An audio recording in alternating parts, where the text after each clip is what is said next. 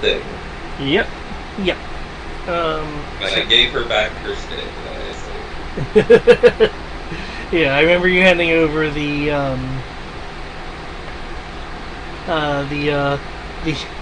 what do you want to call it? The staff of trees. Yeah. Which is really funny considering that entire moment, like, could have been way more depressing for her since her staff was destroyed, and so was the entire building. Yeah. Like, the fact that was saved is like, Averin is going to be like, yeah. Do we know we're the heroes of light at this point? I believe so. Yes. Yeah. Or is that just what we're calling ourselves? Well, you guys are heroes as you've been referred to as heroes. The legend refers to you guys as the heroes of light. So hero of light is a term that comes later.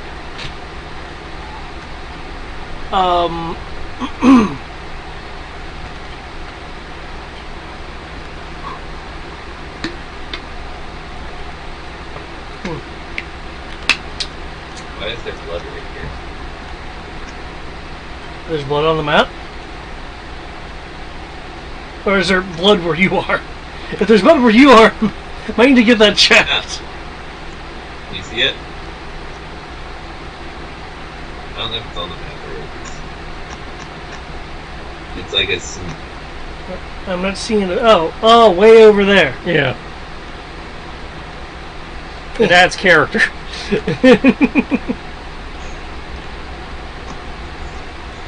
Maybe, was it blood on a pog or something that is on the GM layer and the blood was seeping through? That's totally it. That is now my headcanon. Okay. Alright. Just make sure this is... Sexy bunny boy, reporting for duty. Hey, he's a 10.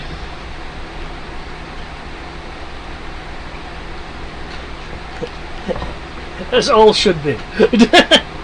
Okay. Thomas would have definitely... I don't know. Thomas would have slept with Bunny, but he might have. I wasn't aware Thomas was suddenly specious. Well, I mean, this was like 1,800 years ago.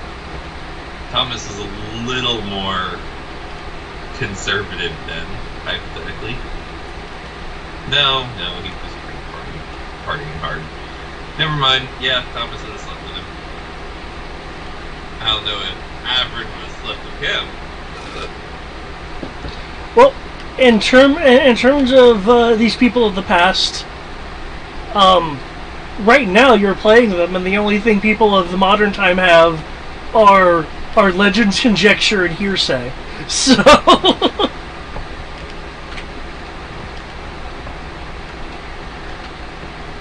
That's fair.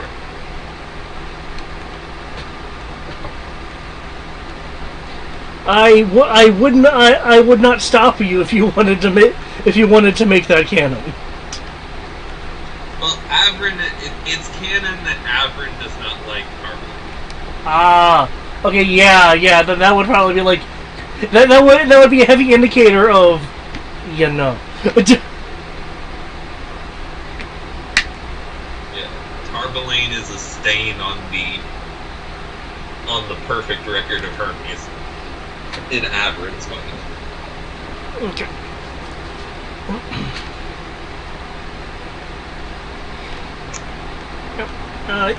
You guys have, as you already mentioned, rescued Lyris, the last accessible individual with knowledge of where the prime crystal is. So, easy access to the prime crystal, which resides in the Prismoria Crystarium. Has been lost to the ages. However, Lyris does believe that the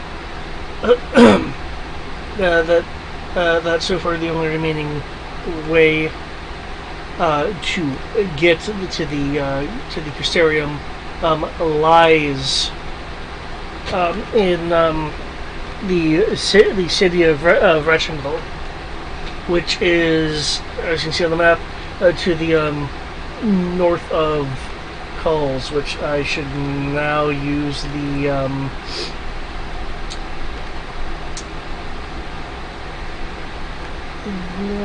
do I have a different one? I thought I had a.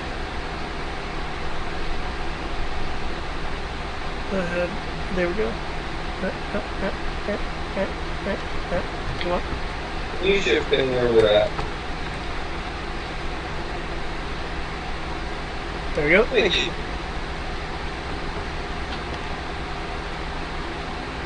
Oh, let me switch my mouse over to Roll20 mode, just so I can have my little quick access to things. Oh, it's already in that mode. Well, good for me.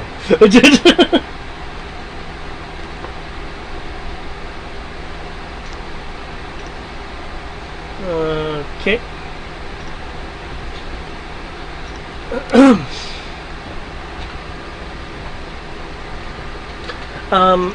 Getting to the city will require you to partially go through the eastern Ratch jungle.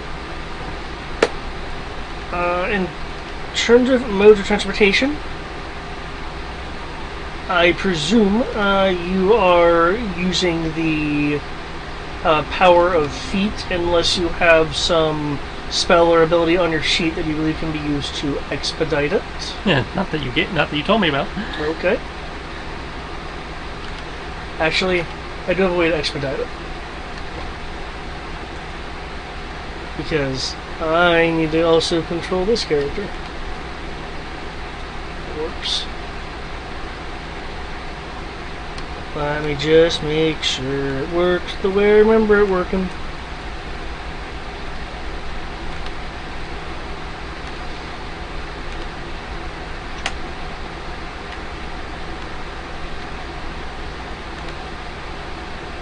Okay.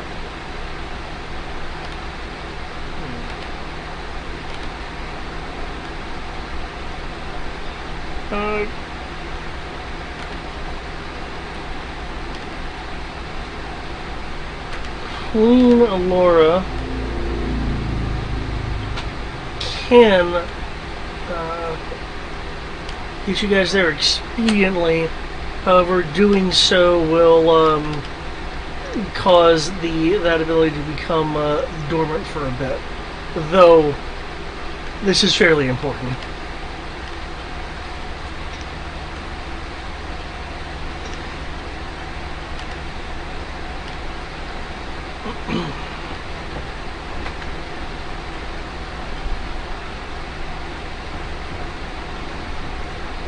Well, as I speed has been indicated to be the key, so probably should do that. What?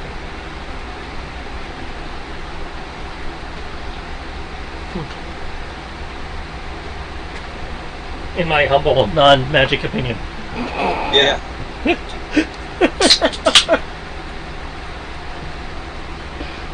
Don't have magic, all I can do is duplicate myself like a bajillion times. Apparently that's not magic! The big bad did indicate that we're up against the time clock. They think they've already won. Yeah. So. True. Okay, in that case, Laura will lead the group into a area of the mist, which gets denser and denser as you travel. In a matter of mere moments, the fog of the mist will part as you have now reached the outskirts of the city of Reshengol, and I will put a marker on the map to represent you guys, since this is Avern's memory, so we'll use him. No. I control your scale. You're going to be that big. Well, one head point to this is probably would have been nice to get a long rest in. Well, depending on where we're going and how long it takes to get there, we might have time. You will get there in approximately 6 seconds using this ability. Well, yes, but where is she dropping? Is she doing a teleport? Is she doing a... It's effectively a teleport to the outer edge of the city. Yeah, we could risk the long rest, or we can just press on. The city itself is comprised of buildings of various sizes, comprised mostly, if not all, of crystal that has been molded into various structures. The taller buildings are closer to the center, towering above the rest with a great spire in the exact center.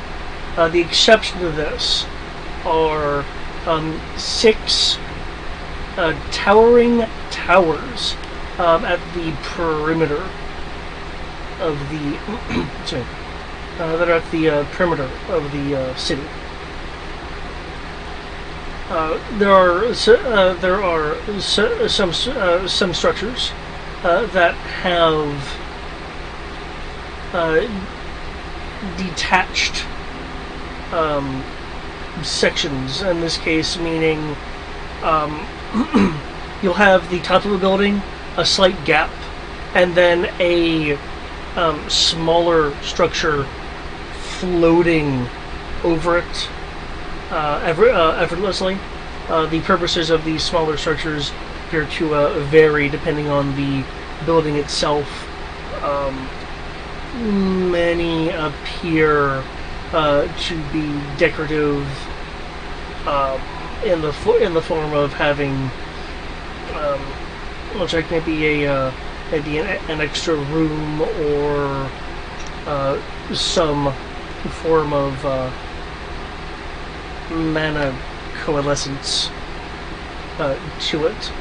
Despite their crystalline nature, the light from the sun is not causing any kind of like whiteout levels of reflective glare. It's more of a shimmering or glimmering effect of slight prismatic color.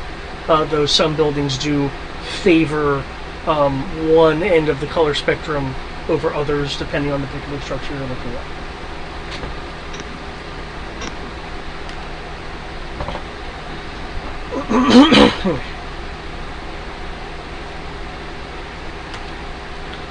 Last chance to speak up, people, if you need a nap. Yeah, unless you've got some potions that I don't know about,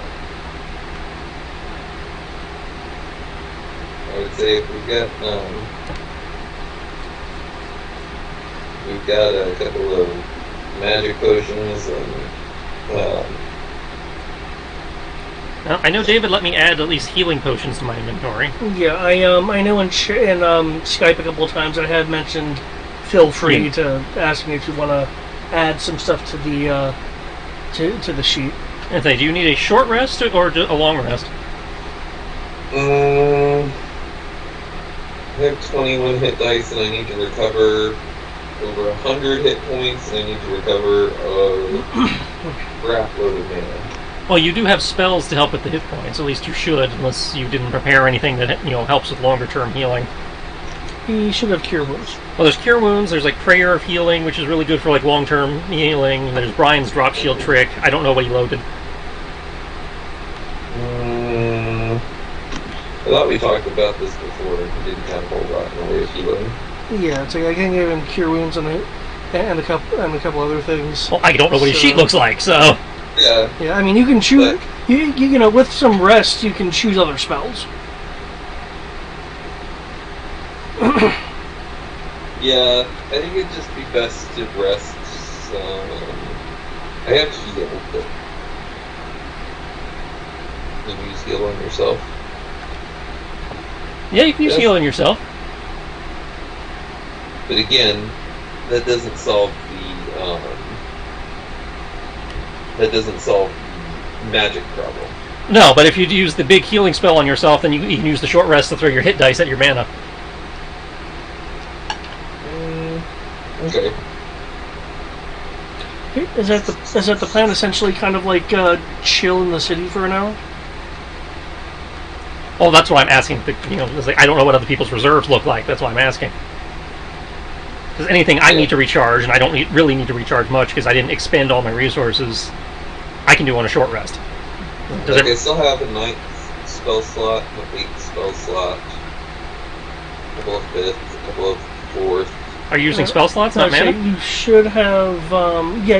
Your blue line is your. Oh, so I don't have to keep up with spell slots if I'm using the mana? The mana system is separate from the spell slot system. Yeah. Yeah. Yeah, you're at 35 of 133. How am I bothering trying to keep up with spell slots? That's I was ideal. all excited. I was like, I'm learning spell slots now, guys. Well, I mean, you can. It's like usually we Okay. prefer the mana system because it lets you get more spells off, more control over what spells you use. But Yeah, I mean, you can use more higher powered shit. only because we're not using the mana points correctly. But yeah, What was that? only because we're not using the mana points correctly. Okay, then... Yeah, I'll cast heal on myself, and... Then throw a bunch of hit dice at your spell points. Yeah. Okay, so you're taking a short rest. The city is inhabited.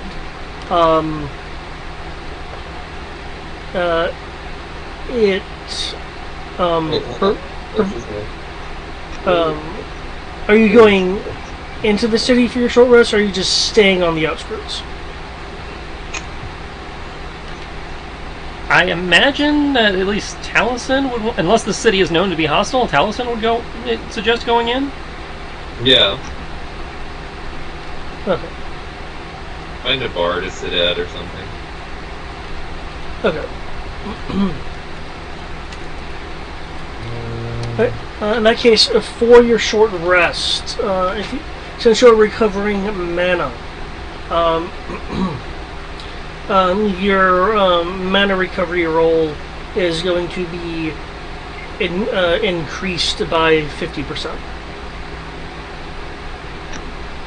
Okay.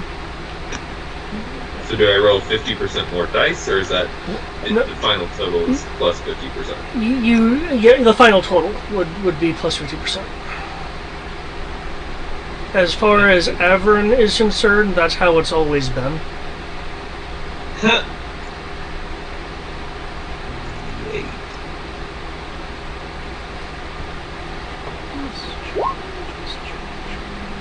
Another count of real honors. There's a lot of 8s in that. Nice. And can be restored equal to twice Constitution modifier at the end of a short rest. Oh. How much mana do I need to mark off before I do this for the what is it? The heal. 6th level spell? 6th level, I think. Actually, I'd say it should be on there, but 6th level spell burns 9 mana. Yeah, 1 second. I'll put that on your sheet because I think I put it in your magic area, but sometimes the sheet likes to rejigger that shit. So let me put the actual amounts in the bio part of your page. 1 second. actually, I can go ahead and cast this at 9th level and heal 100 hit points. I think that's exactly how much I'm down. How much is it at 9th level? 13. Oh yeah, we're gonna go ahead and cast this at 9th level. Can it be upcast? Yeah. Okay. It says...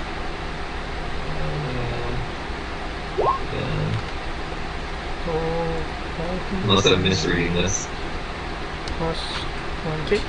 1, 2. In the bio and information tab next to your character sheet, there should now be an image on the lower right portion of the image is where it has spell cost. Ah, yes, I see. Huh. Excellent. I'm the only fighter that doesn't have toughness.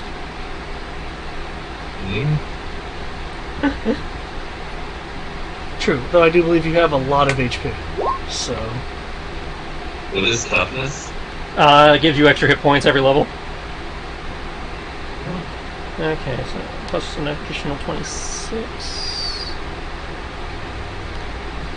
Okay. So then my thing is I'm at 77 times 150%.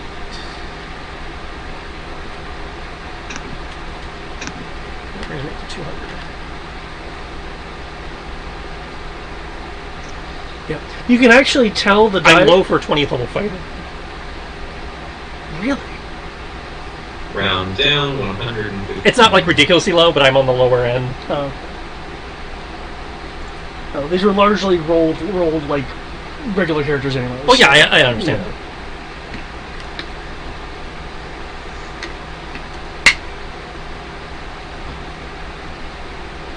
Everyone is More at times. max spell points and 3 hit points short. Okay, I'm actually above average. Because statistical average will do that.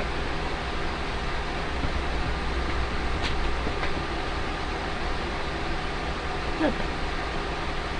Oh, there's action search. Okay. 130.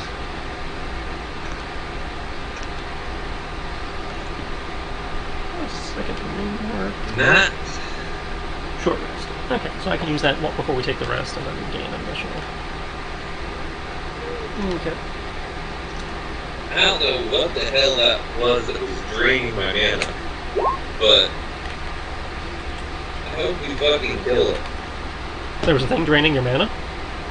Yeah, do you not remember? I don't have mana! I don't know there was anything draining your mana. Oh yeah, no.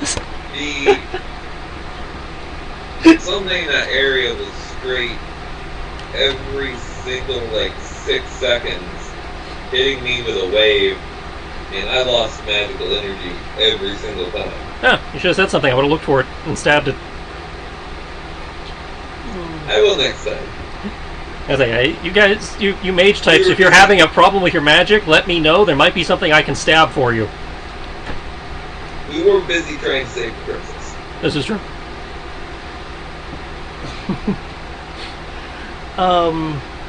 Laris will blush slightly. I wouldn't quite call myself a princess, but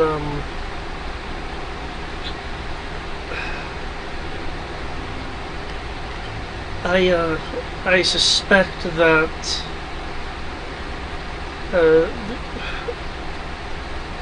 some thing of chaos was corrupting the mist in the area. Chaos.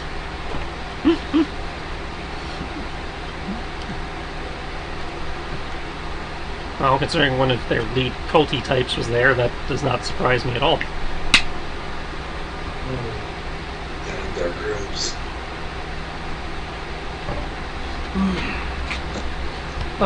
Since you've been hanging out in excuse me,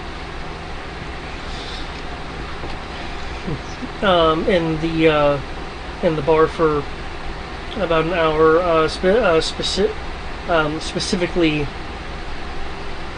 the High Breeze bar.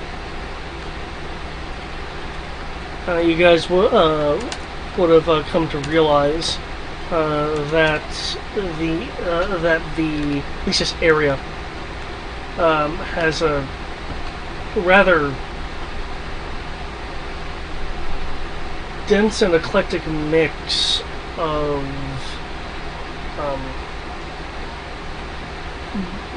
various individuals, humans,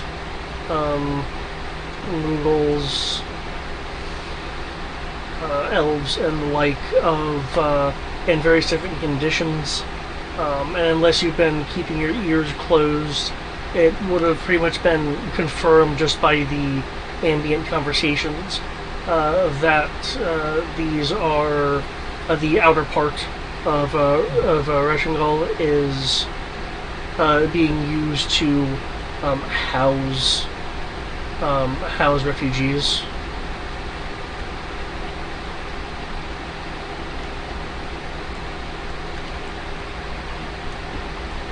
So, largely, they largely came from the disaster in the north. Disaster in the north? Yep. Do we know anything about the disaster in the north? That sounds sufficiently lore-y. The cities of Cole. You see, when I say this, all I think is Dragon Ball Super now. The cities of Cole, Jiren, spelled differently, and Tellez were destroyed.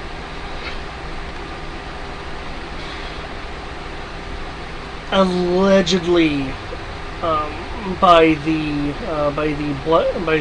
Black Robes attempting to. I don't want to phrase this because saying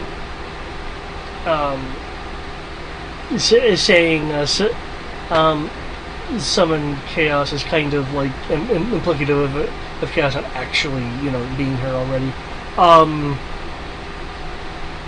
They were trying to extract a, for lack of a better term, a pure aspect of chaos, and their failure resulted in destruction over a mass area. Okay.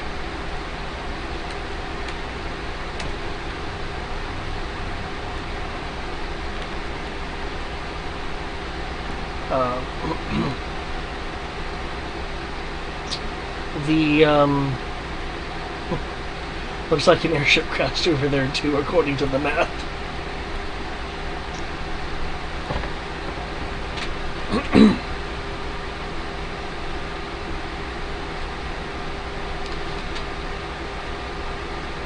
But even though they have this refugee status, there are healers dotting here,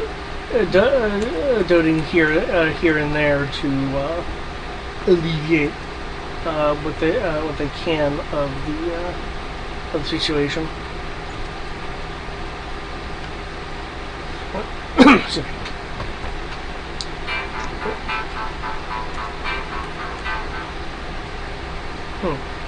A private number is calling me.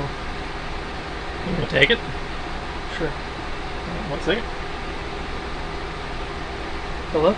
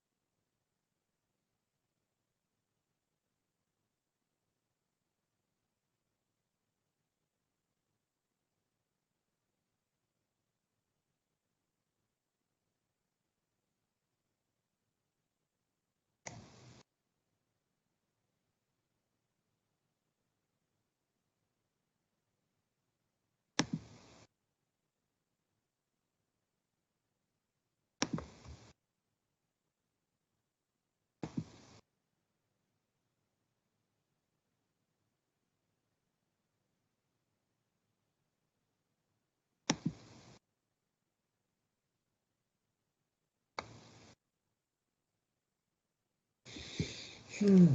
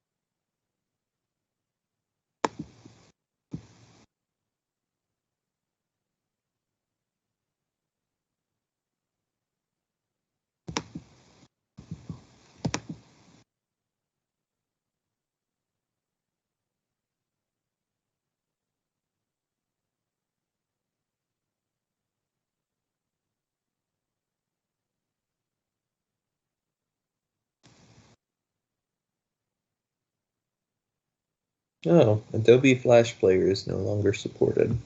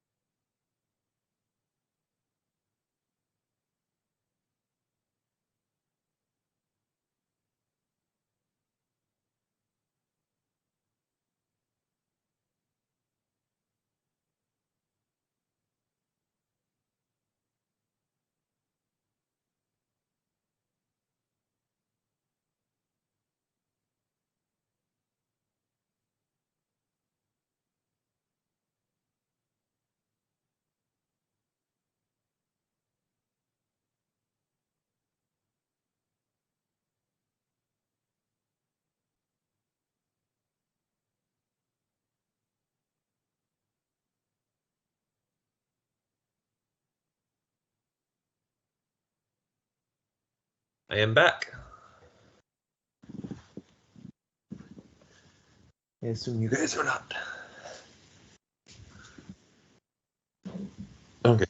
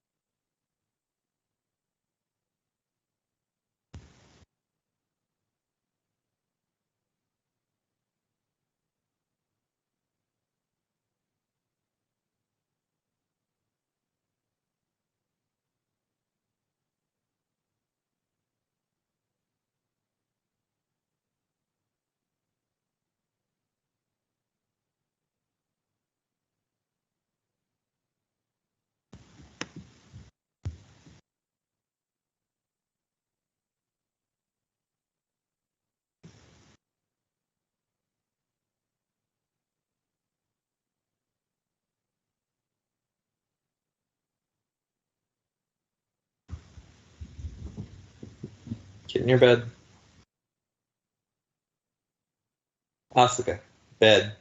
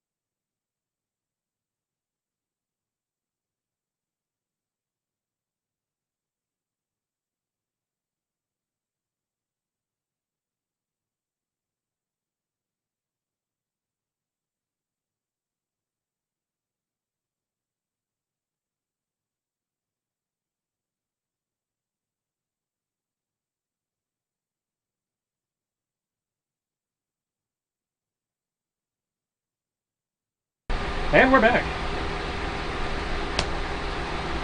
Welcome back. Somebody just tried to scam David. Yeah, someone just tried to scam me. How are they trying to scam you? They were posing as a publisher's clearinghouse. That's hilarious. It's like you just won $125 million, but first you have to go buy this $200 gift card. Yep, and I was like, no, I've seen enough things. It's like, yeah, no. The second they ask you for money, you know that they are not real. Yeah. It's like, we don't use the website anymore. It's like, oh, really? Because that was a flag for me. Yeah, that's sus as hell. Then they mentioned Walgreens, and I'm like, okay, that's even more flags. It's like, okay, a gift card? So, okay, let me make sure I'm understanding this correctly. Okay. Okay, yeah, no. And this person gave me a valid callback number. So I'm sure there are places I can report this number. I'm sure. The FBI, for example, but it's probably a disposable number. Like, I have a valid callback number, but it's through Ring Central, so it's not like, I mean, if someone calls me back at work, it'll ring through to my computer, but I'm sure it's a very quickly replaceable number. Yeah.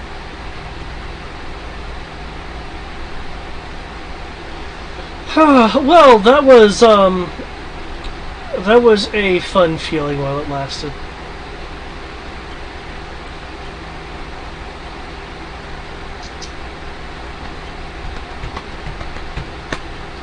Okay.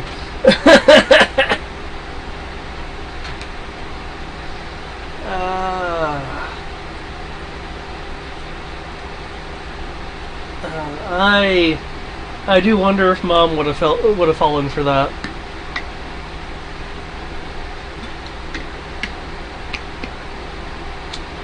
Wait, possibly. Yeah.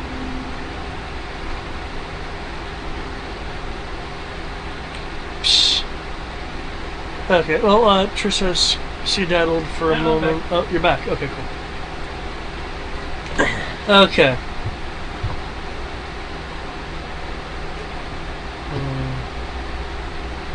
That would have been nice, though. That really would have been nice. Anyway. Okay, sorry, where were we? I believe I was, I had, refugees from, one of the attempts, to, bring forth a aspect of pure chaos resulting in the destructions of, multiple cities and such. Yep. Yeah. So. Yeah. So yeah. There again. There are just refugees here.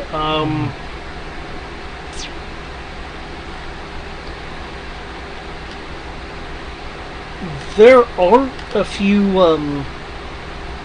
individuals in the bar that appear to either recognize you outright or have an inkling of who you are.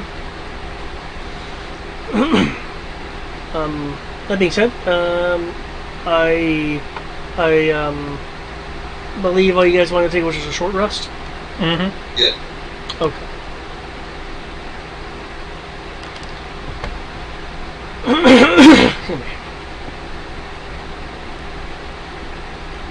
Okay. With that then.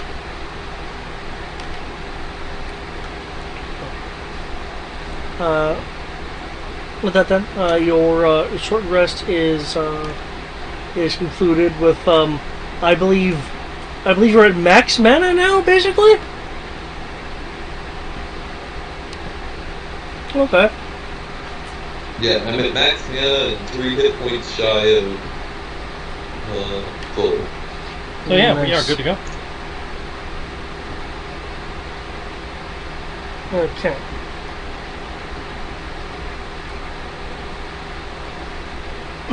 Storm the gates.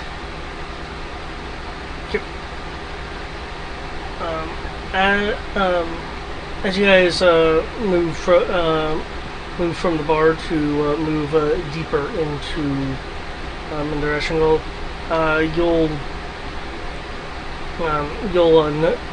you'll notice that. Excuse me. You'll notice various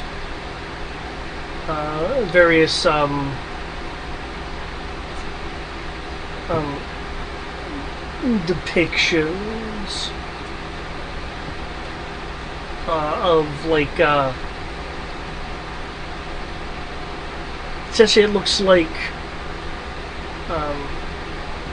statues of various prominent individuals of I would say the current age. So the current age for this flashback.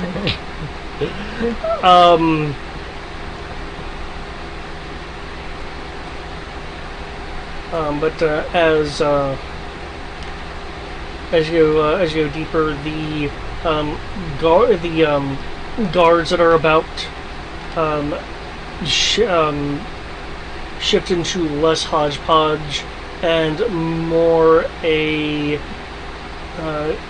combination of really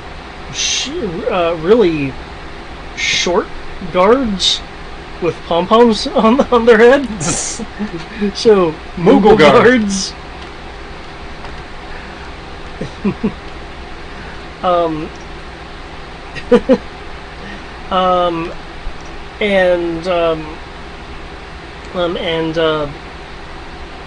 Shoot, that is not the current name. And the coat guards with a smattering of Vera, like hopping from building to building in like light, like courier armor. Because Vera have mad hops. Yeah. Without needing to use mana.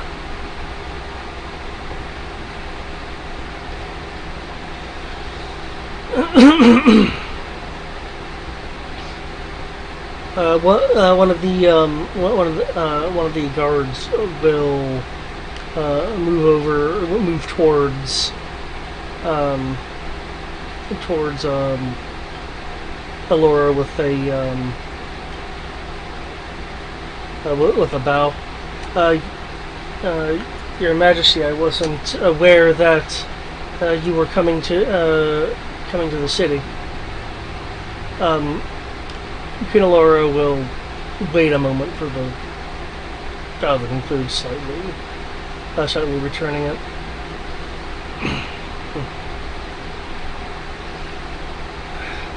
Need I remind you that I am trying to help save the world, so I can't exactly call ahead.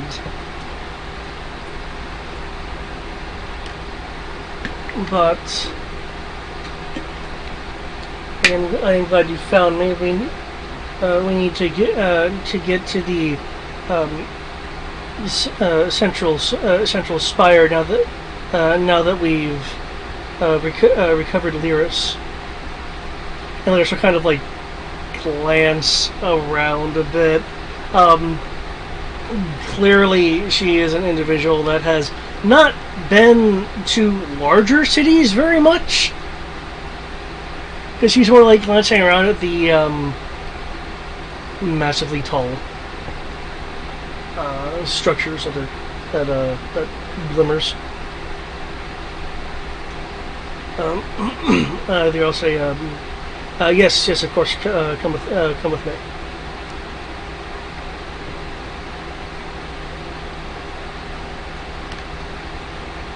Provided you guys don't break away from from the small bit of escort. your group, along with Lyris, will be led into the central central spire. It is rather rather tall. The guard leading you to a crystalline platform that will ascend. With this structure being made of crystal, you can see out. Give me. The city below, rather quickly, becomes a more distant glimmer, kind of like if you were to kind of look at glitter on the ground with light shining on it. So there's kind of this just sparkly form below. As you're reaching greater heights, you are able to see small small airships flittering about the skyline where the clouds are. Some dipping into the clouds, others not able to quite reach that altitude. They look to be made of a rather shiny material. The more industrious ones of the group. So say anyone with the smithing tools or a intelligence of 14 or higher would be able to recognize the material as Orialicon.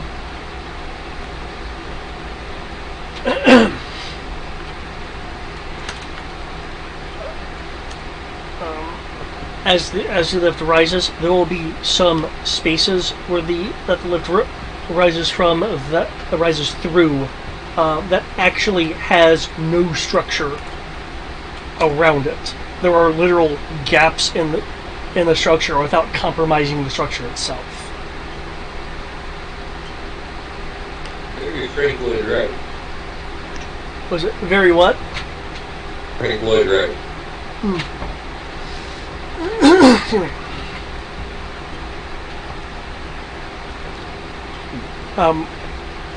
For several moments, your ability to spot things will be obscured as you transit through where the cloud line is,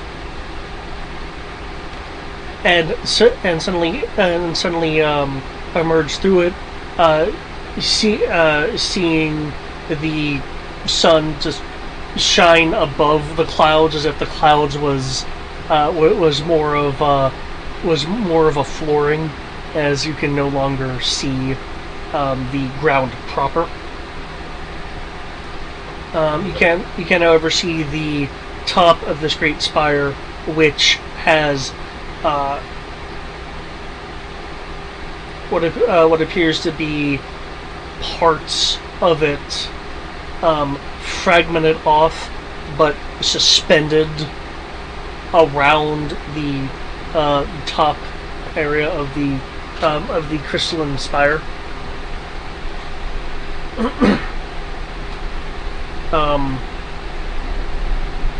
Up here, you will also see dragons flittering about of various colors and creeds, shall we say.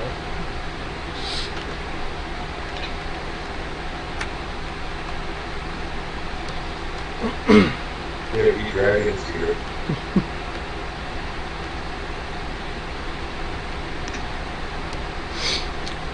Well, yeah, we just had lunch with one.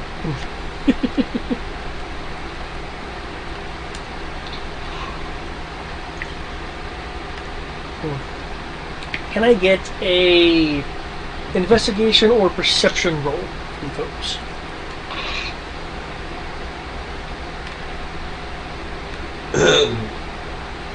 Is the perception required above 25?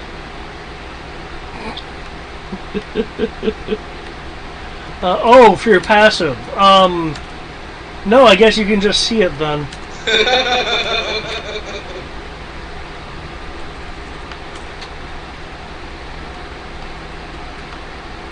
I mean, if you technically asked for the perception that we have to roll regardless of the passive. No, if you let me know what your passive is, I might be able to so you can see it. Alright, now 1 second then. Just finished keying in the last of my limit breaks. Also using Kasha's Cauldron of Everything to change one of my Battlemaster maneuvers on that rest. Heals. Passive perception 20. Okay. So yeah, rally was less useful than I thought it was going to be. So Okay. have a bait and switch where you could keep all day. That don't need to use. Not the bait and switch. That is useful, but in terms of the roll, 20 isn't enough. Okay. Okay. She has advantage, so that makes it no need to roll.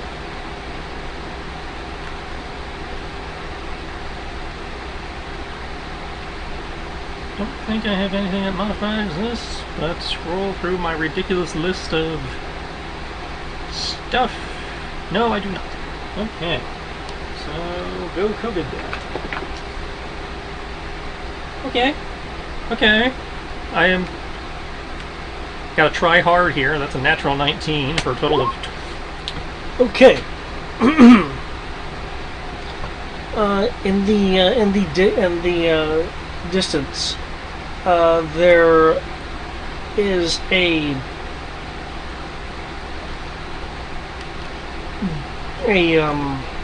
do I phrase this? There is an area of what appears to be prismatic glitter among the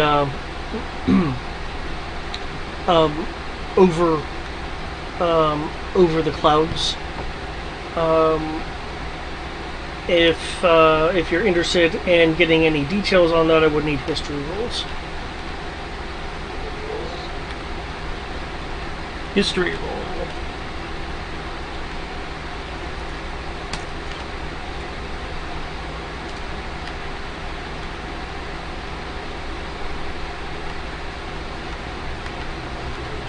I don't think I know history.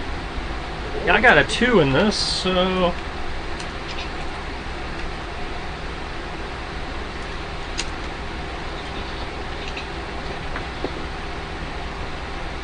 Okay, COVID die.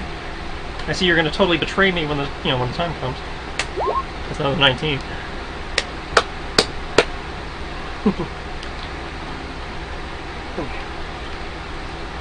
Okay.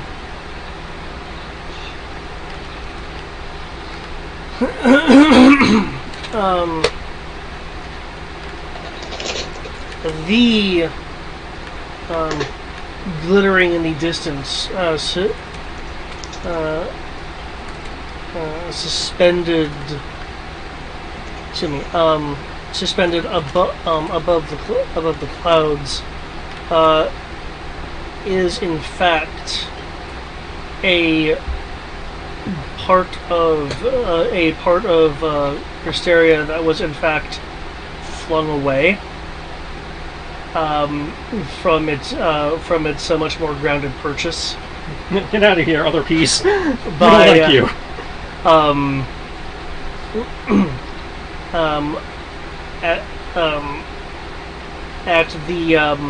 At the activation time of the Black Gate.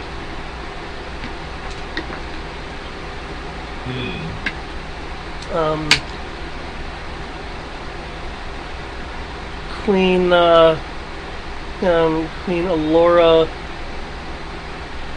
while putting on a stoic, more of a stoic face for the guardsman that's escorting y'all. Having spent a vast majority of time together in your travels, you are able to see beyond the stoic expression and knows that this sight bothers her as she is the queen of Dressaria. Of which a section of Dressaria is shattered above the clouds.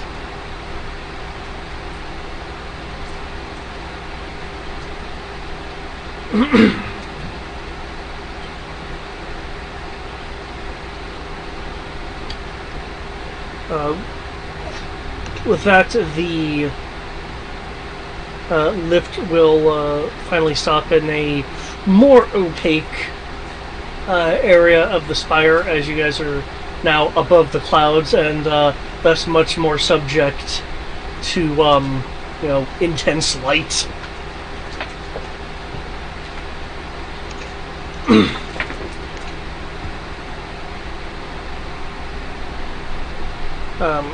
There are no doors to this lift. The lift ends, slows down and stops to become a part of a floor of a obviously much larger. Is that how much damage it costs? No. Much I'm rolling my age. Oh. I have holes in my sheet and they annoy me. Well, feel free. Feel free. Again, only had like 5 days versus the 2 weeks. Yeah, you're fine. I've now filled in everything. I'm good. Good. Okay, cool. I was like, oh, age. Okay, that makes more sense. You want me to wait for you? Okay. Excuse me. This larger chamber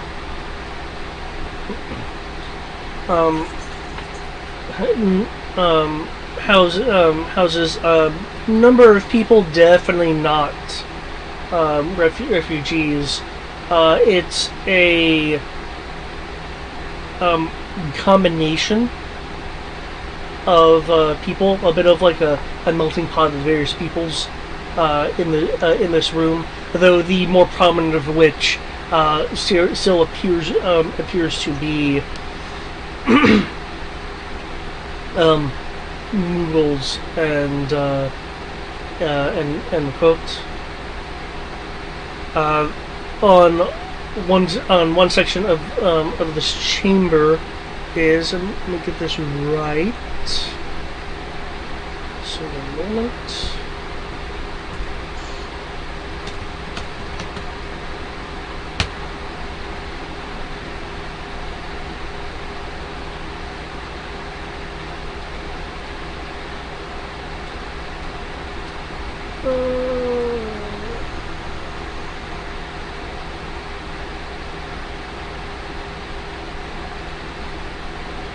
Maybe with this one.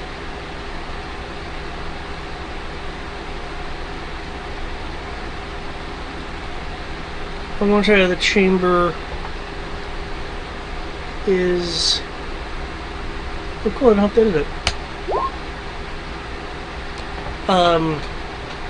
Is that symbol carved out of the same crystal material as everything else, but inlaid with gold.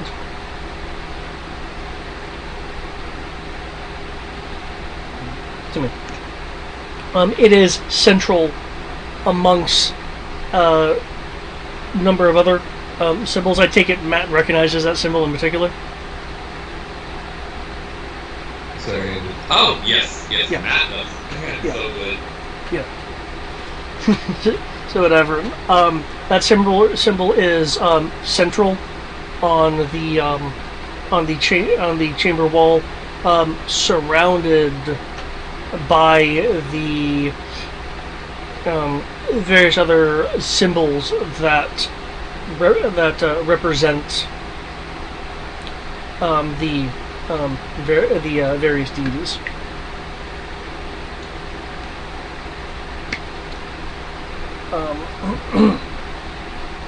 Of the symbols, the central prominent one, of course, is the symbol of Hermes.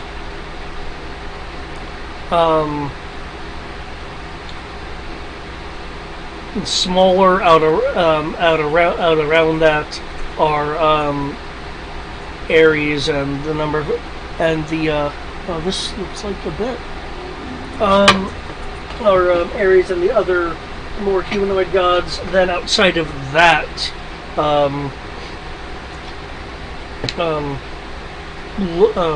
larger than those of the interior, except for Hermes symbol, are the draconic symbols. Interesting setup.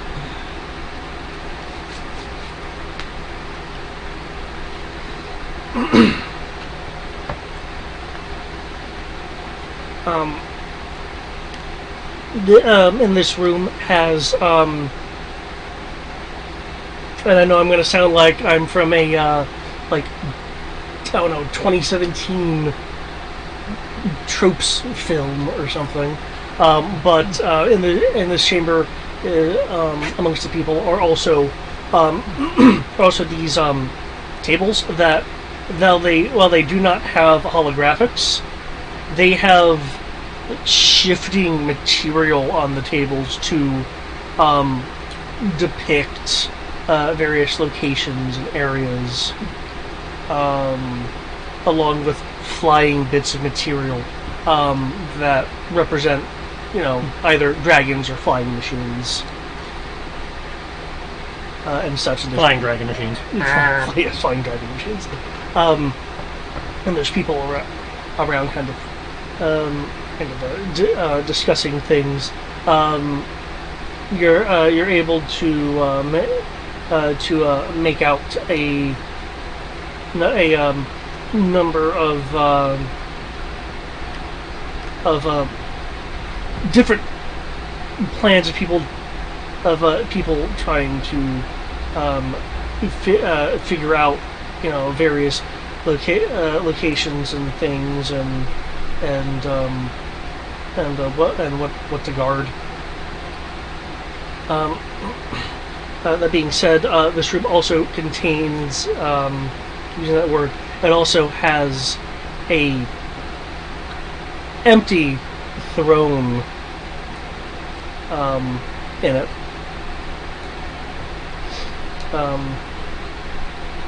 Looks kind of plush. Though upon your arrival, shortly the murmuring of plans and such ceases as attention turns to the group of you. And a moment as I consume something.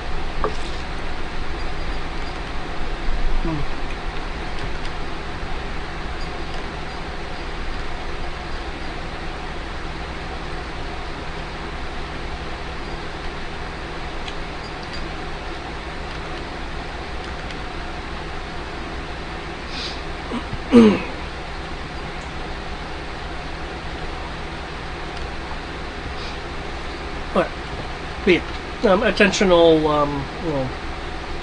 turn to the new arrivals, which are you guys. After a few moments of silence, a slightly older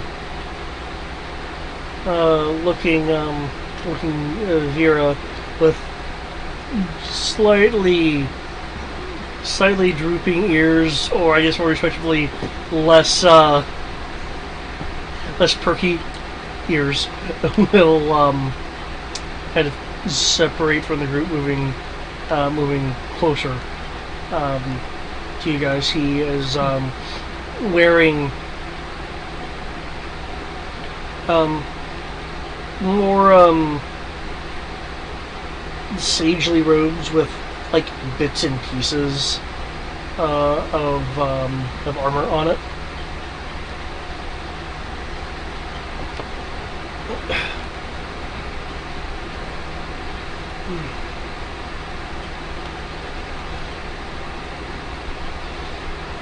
Lyris, they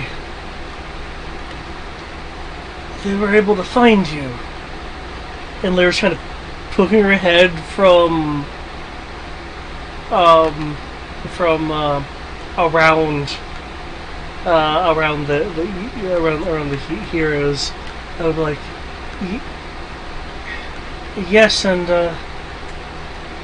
it was just in time too.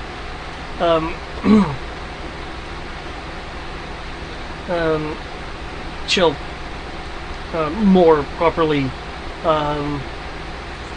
step out with her new staff that that you gave her, Avrin. Yep. The one that is not broken.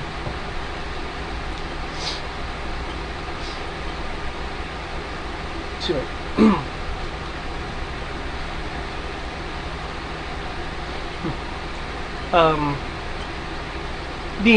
Lyris being far less nervous now, is smiling at the older gentleman.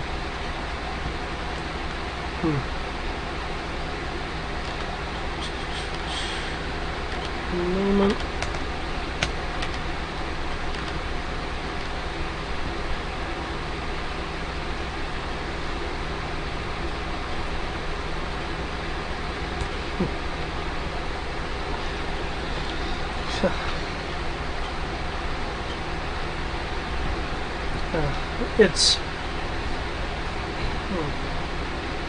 It's good to see you again, Thane.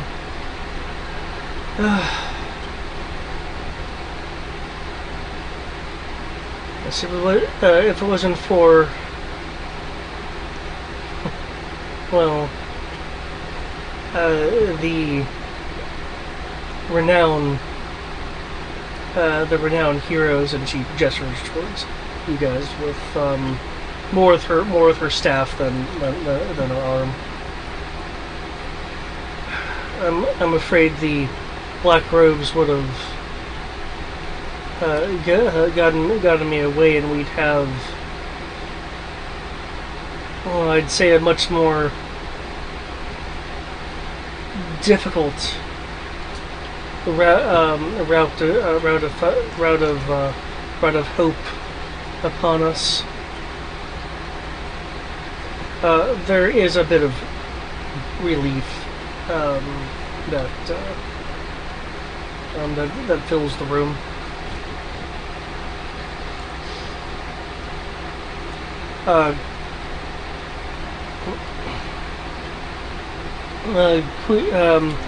Queen Alora will speak up again. I'm having to play her. No, the name just clicked. She gonna summon Voltron?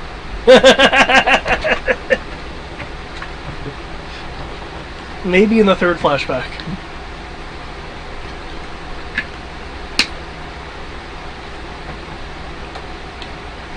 Have you guys punch a Chaos Kaiju in the face?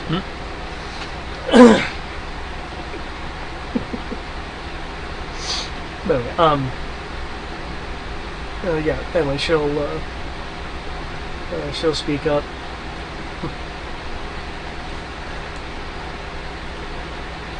There's no way that we would let Chaos and its allies have the upper hand.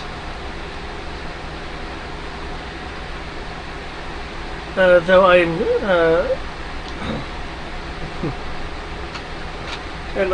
I'm sure that with Lyris's knowledge and our own resolve and resources, that we can beat them to the prime crystal, no matter what amount of head start that they have.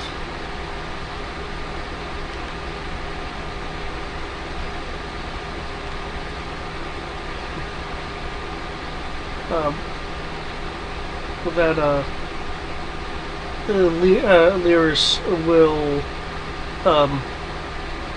go walk over to one of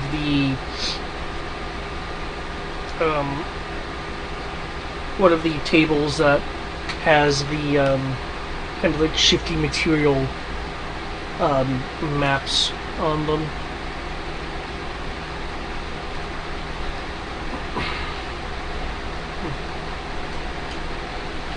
And since there's no time to lose, Lars will say once she gets there, I certainly won't keep any of you waiting.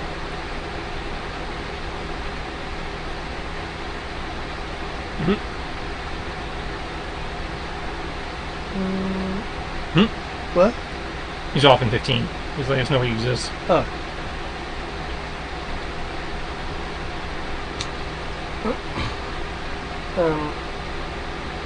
She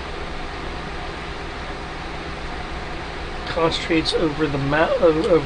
The shiny material in it shifts. Starts to form something, and then kind of sloshes back down into the pool of material, and there's a bit of a look of both bewilderment and consternation on her face.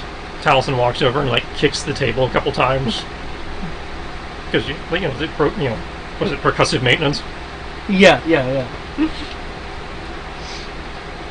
Okay.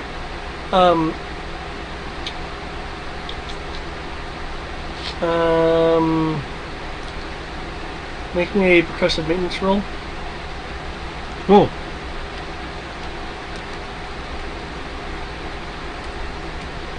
Is that anything beyond an unarmed strike? No, it'll be an unarmed strike.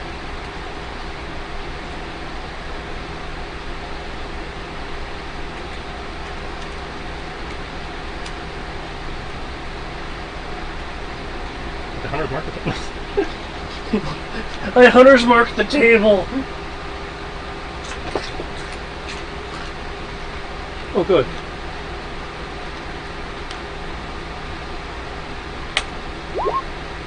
Oh, was it another 19? No, it was 12 that time.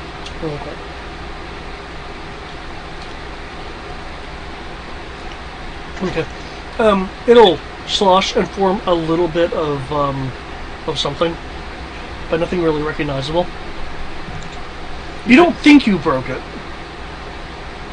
Your table's jank.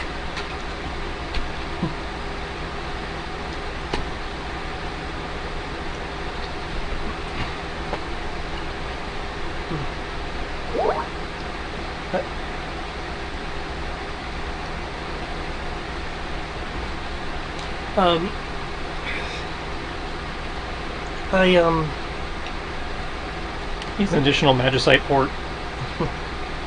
I'm having a hard time remembering the details. She's like awkwardly holding the staff now.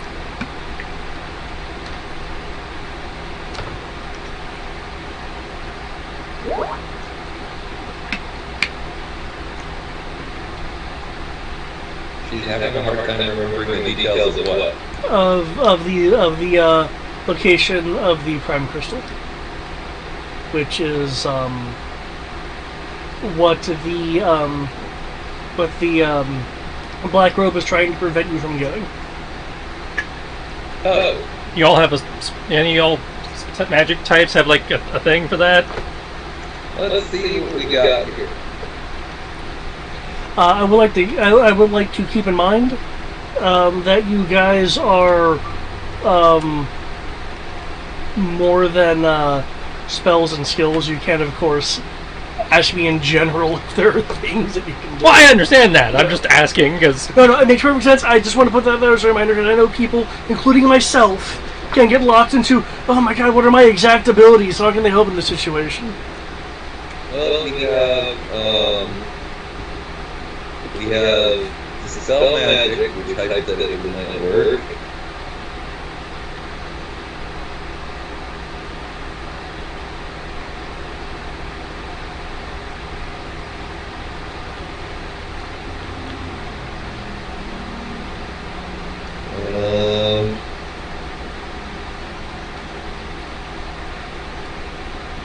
Yeah, that's the one that would be the most effective.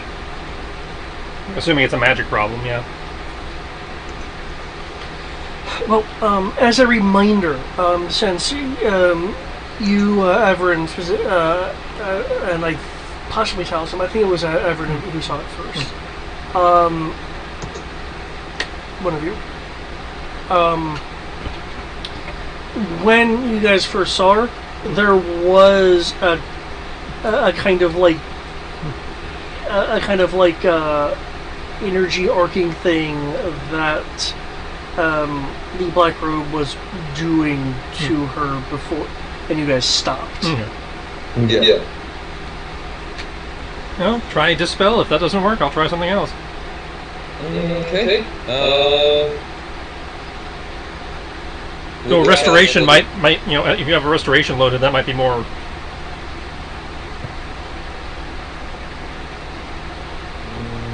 Okay. That'd probably be greater, since that seems to be the catch-all.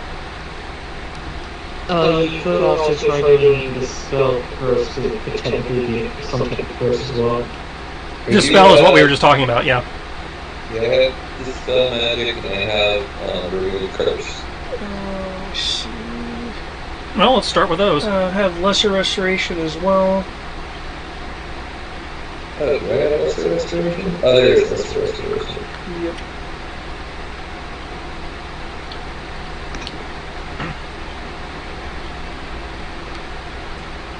Lesser restoration pretty much specifically says one condition, and that condition can be blinded, deafened, and paralyzed for poisons. That's not. Yes, it wouldn't be lesser. If it's going to be anything, it would be greater.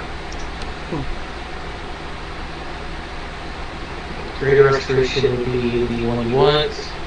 And if greater can't do it, it would fall under Let's try spell, remove, Or plot.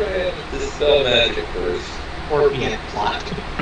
That makes the most sense. And we'll do it at a level 5, I guess. Okay. So you can go over to her and you can leaving and manipulating the mist in an attempt to break any kind of regular strength spell on her. And while he's trying to do that, Talison's going to walk over, take her by the hands, and okay, while he's doing that, I want you to close your eyes, and he's going to try and walk her through, visualizing, trying to, memory prompt. Okay. He's trying to use my persuasion to try and help with this problem. Right. Feel free to use your persuasion. Persuasion. No, you were looking for a 30. That doesn't beat it. No, I know your persuasion is crazy. I say you did it. I know. No, it's fine. He knows about yours. He just forgot that the bunny can see everything. Well, I think he only remembers mine because we were making fun of mine the other day. It's why does the fighter have this much persuasion? It was because I'm breaking type. Yeah. It's as the fighters can be more than their sword. On occasion, sure. Okay. Heart. With that, when you're attempting to walk her through things, As I am walking through visualization exercises to help prompt memory. With that,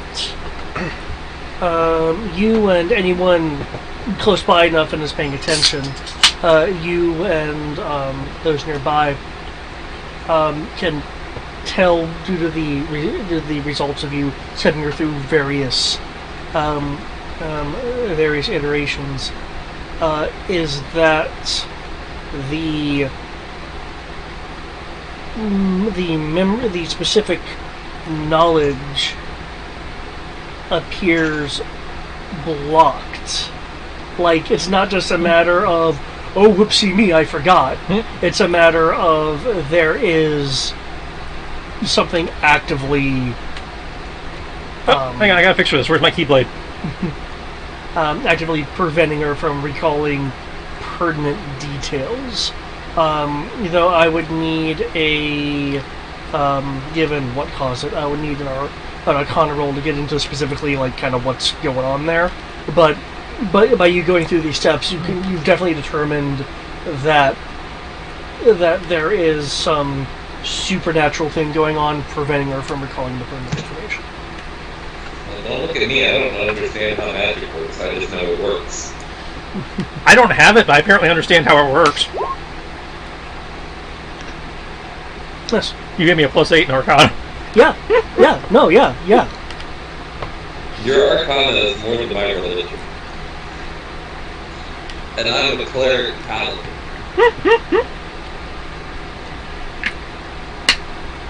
Well, it's Arcana. If you get a higher religion, then you get there. You might have a higher religion than me, too. I do not. He's like, I know that for certain. Unless your religion is lower than 2. Yeah, no. My base intelligence goes in Not the brightest bunny in the carrot patch. Well, remember, 10 is average, so...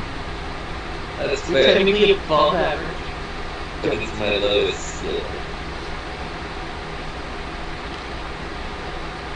That just means your faith is strong and your knowledge of the book is not terrible. Yeah. That being said, He's not a book priest. He's a, go by, your gut feelings, make it up as you go priest. He's a Baptist preacher, not a Presbyterian one. well, with that Arcana roll, you're able to tell that this is likely the result of a interrupted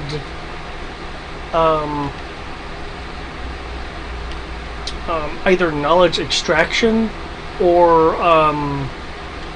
what's the other one?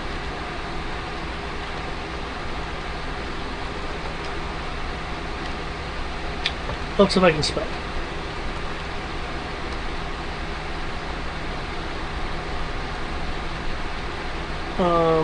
Like either an extract knowledge kind of thing or a modify memory kind of thing that was interrupted mid-process, clearly an attempt to wholly and utterly prevent the knowledge from getting to the heroes or anyone else that can make. Okay, so that is definitely going to be a restoration. Or a wish. That being said, it'd be there's a hole in your mind. Because of how this was caused, it would have a lasting deleterious effect, more in lines of a curse in a regular condition. So remove curse would do it. Remove the curse. Alright. I will cast remove curse. Did we go ahead and go for the gold and just cast it 9th level? I don't think that one can be. I don't think that one can be upcast. Oh. No, you're it correct. says you cast it, and if the curse is one of the curses that lets you remove it, then it gets removed. Alrighty. Because there are curses that just say don't do it. There's a lot of them, in fact. Yeah, almost all of them. Okay. Unless they're item related. Item related ones tend not to get it. Okay. So you're doing a move first. Mm-hmm. Okay. Yep. Calling upon power of the power of Hermes to remove this what is effectively a curse. You will notice a soft lyrical note that seemingly only you can hear, coming from the wall of godly iconography. I think we found a piece of the Triforce, guys. You feel this note, note of sound, actually empowering your remove curse to that of beyond the level it usually sits at, since that is usually immutable. Yeah. Dive! Dive! Do I need to blow the ballasts? What's going on? Do a barrel roll. Darwin, get out of here!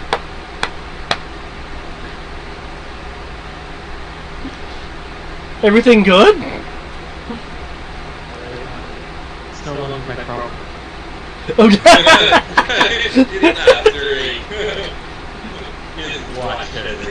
His watch has ended. That reactor breach can wait till 8 a.m. tomorrow.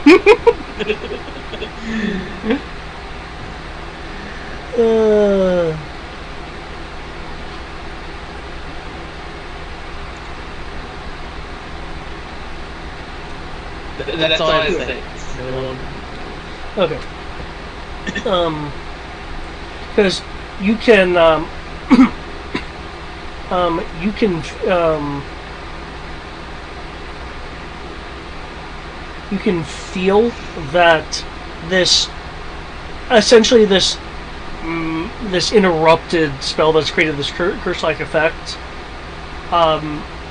is also kind of twisted and corrupted.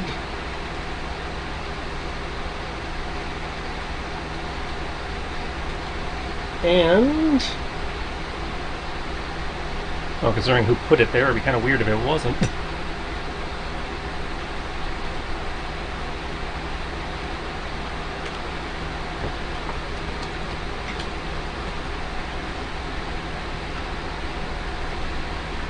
you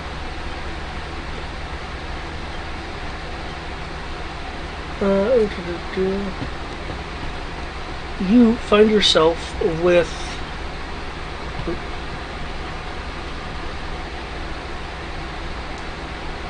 a lasting empowerment at, following the dissolution of this kind of corrupted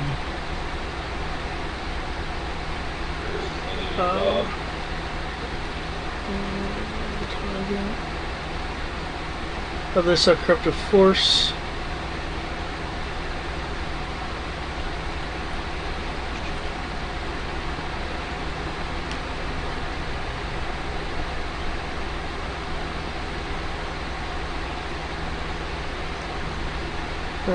Okay.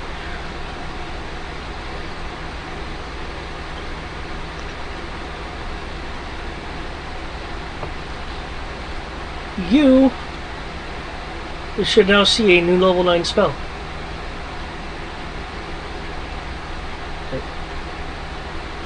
Or would if I wasn't dicking with your sheet. Oh! Okay then.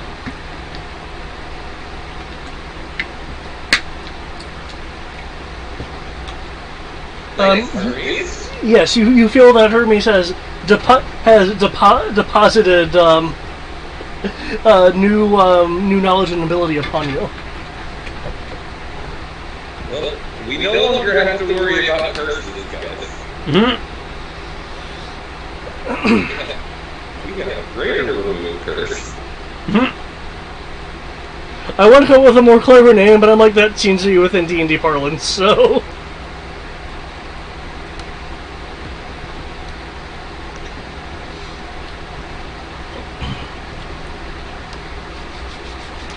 Okay. Alrighty. Looking at the girl. Oh, okay. Remember giving back to you now? Her eyes widen in surprise, as if well, literally like a veil was lifted. Yes. She'll look between you, Everin, and Taliesin.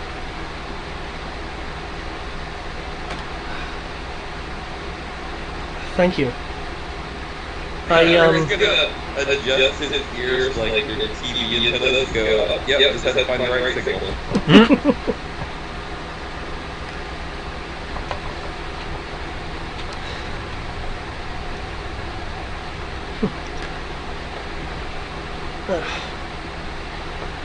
Truly, with people like you around, this entire situation with the black robes will certainly find its end.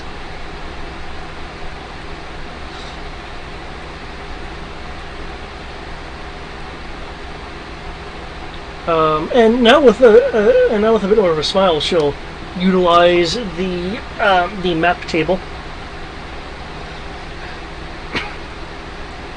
And it will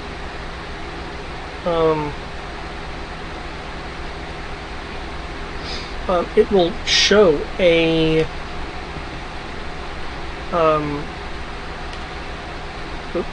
wrong person.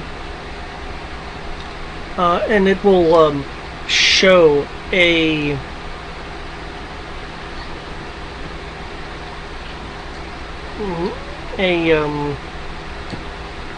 mountainous area which you, Ixior, will recognize as a excuse me, as a portion of the Aurora Sky Cliffs.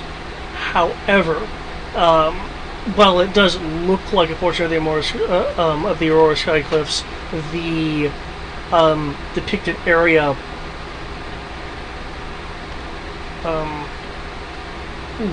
looks to be a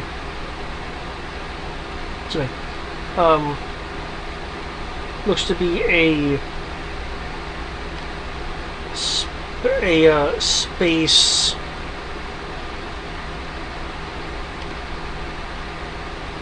somewhat larger than what could actually be in the portion depicted.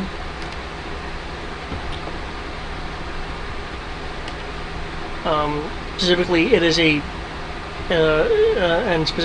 piece of the Sky Cliffs higher than the rest.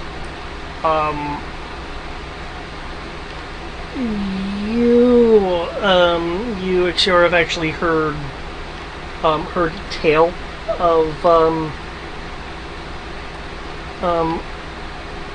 of this section of the Aurora Sky Cliffs. It is you know it as let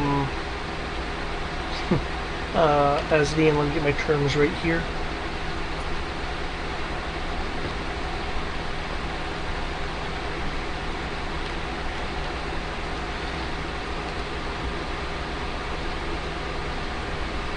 What did you just say? I'm trying to get my terms right here, because there should be an alternative meaning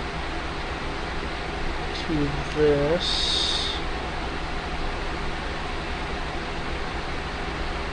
That's what I thought.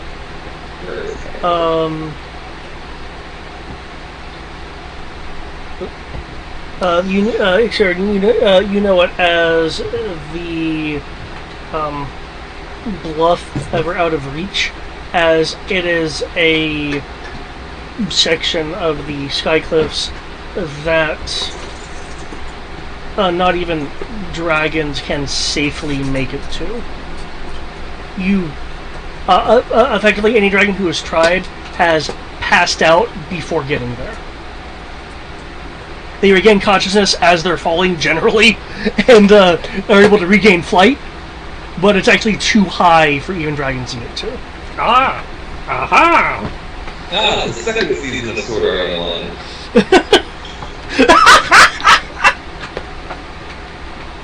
Is this where we find that the crystal is actually a woman held captive in a cage? God damn it, Sierra.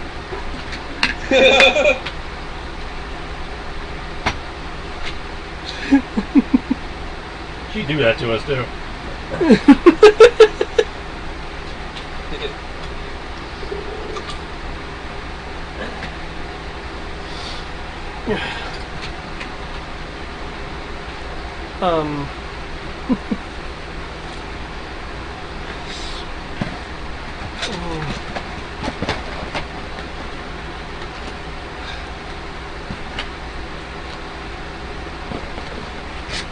That was so hilarious, though. Kami was the prime crystal, and that's why all the gods kind of fawned over her. And then she was put down on Earth. The energy was released, so then the heroes of light could finish their quest. Because, I mean, technically, it was like a week after Kami hit the ground, the heroes of light were able to finish their quest. Is that a thing? First I'm hearing of that. I'm pretty sure that's canon. Kami was only on Earth, like, a couple of days, and then, like, all hell, like, that was the end of the gods. Well, considering we have a prime crystal now and 5 crystals later, maybe she fell on the crystal. Oof, oh, what I break? Wouldn't be the first time players have blown up the plot rock.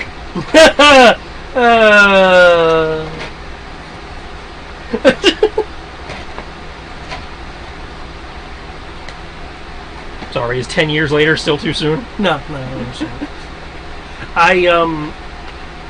I don't wholly blame myself for this situation anyway. As long as you partially blame yourself, because you weren't. You were not blameless. Well, I mean, it stopped the argument. Anyway.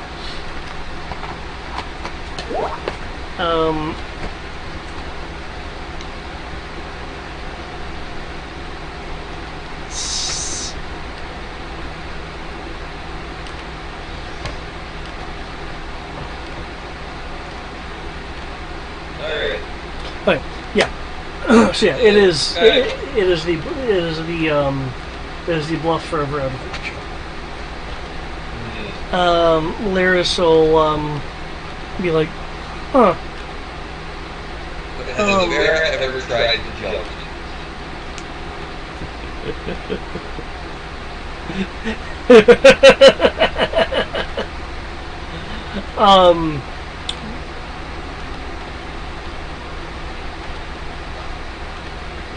You have heard of those who tried. You're pretty sure that the stories though are quite fantastic. As when could Vera jump like in excess of 5,000 feet? That does seem to be a bit much, even for you guys. However, I could jump in excess of 5,000 feet if I use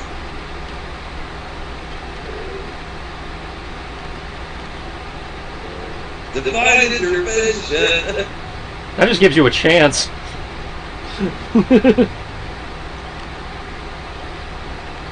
Yeah. would have to do. I'd have a 10% chance at it.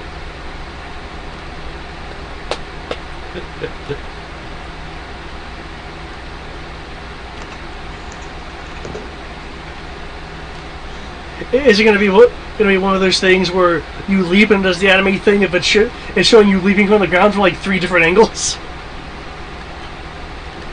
And then if Hermes intervenes, all of a sudden next to his feet he has little wings. Yes.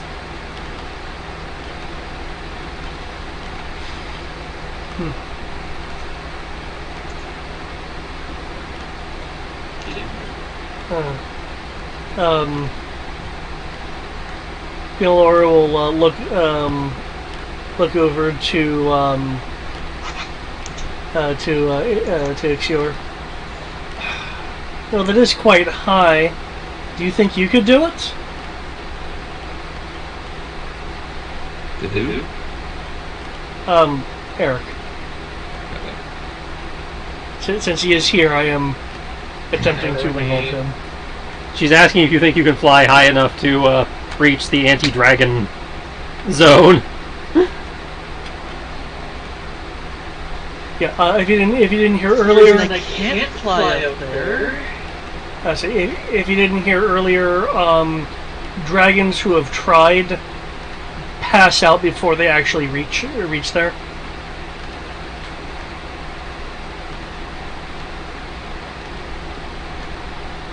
I'm not saying that you'll pass out. I'm just saying dragons you have heard make the attempt pass out, then eventually regain consciousness as they're falling, generally, and try not to do that again. But that's them. You can feel however you'd like about it. I mean, I don't see why I can't do it. I have yet to fail anything in life. That is a great attitude. Dragon Eric.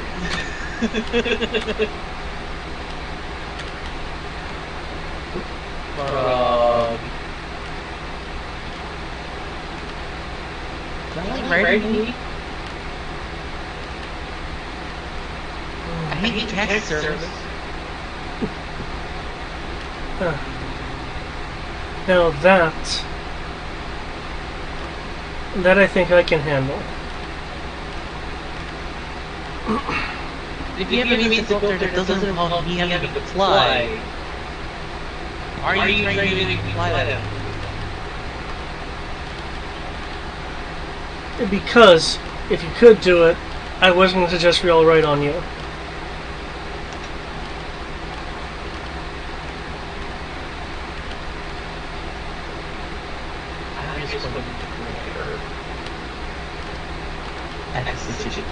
That suggestion being made. You're powerful and majestic. Why not suggest it? I'm just going to continue glaring.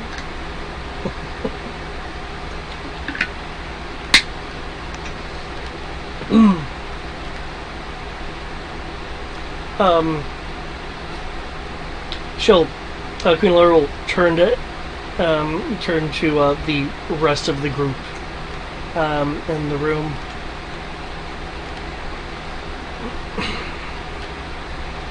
Okay, everyone. I just said we had a way up there, so don't make me look like a liar. What do we have?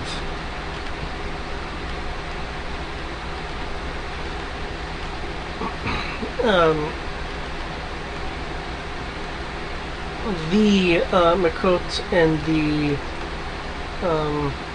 the room will start kind of mulling over thoughts. The Mughals in the room, though, are more gathering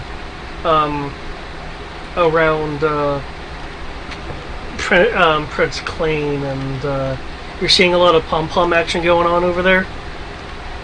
So who knows what they're actually saying, other than the occasional kupo.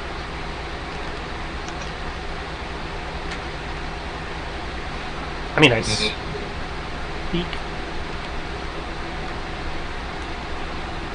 I speak fluent Moogle.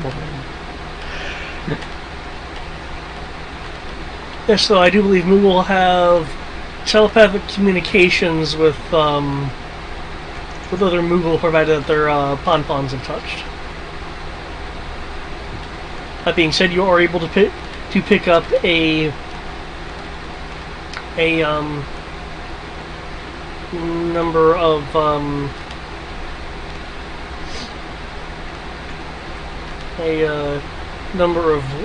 words. It sounds like they're talking about a ship of some kind.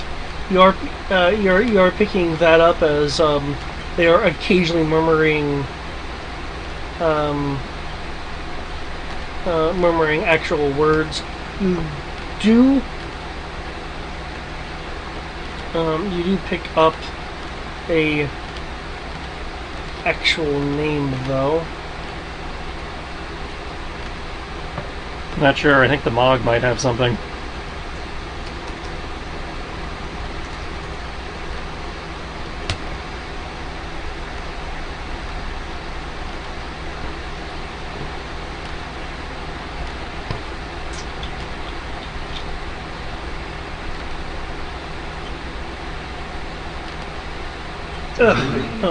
I'm trying to revise my name in the moment because I think the name is a little bit lame. It's a Moogle. Well, I think they have the thing that they are talking about is the thing he's talking about the name. Ow. Yeah. Ow. That's different.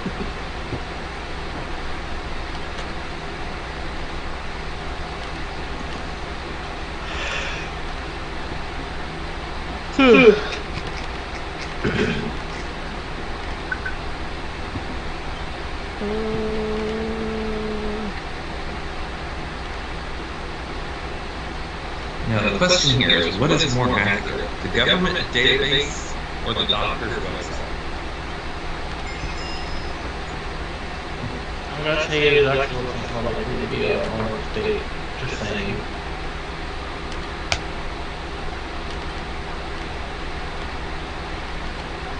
Not that either one of them is going to be particularly great.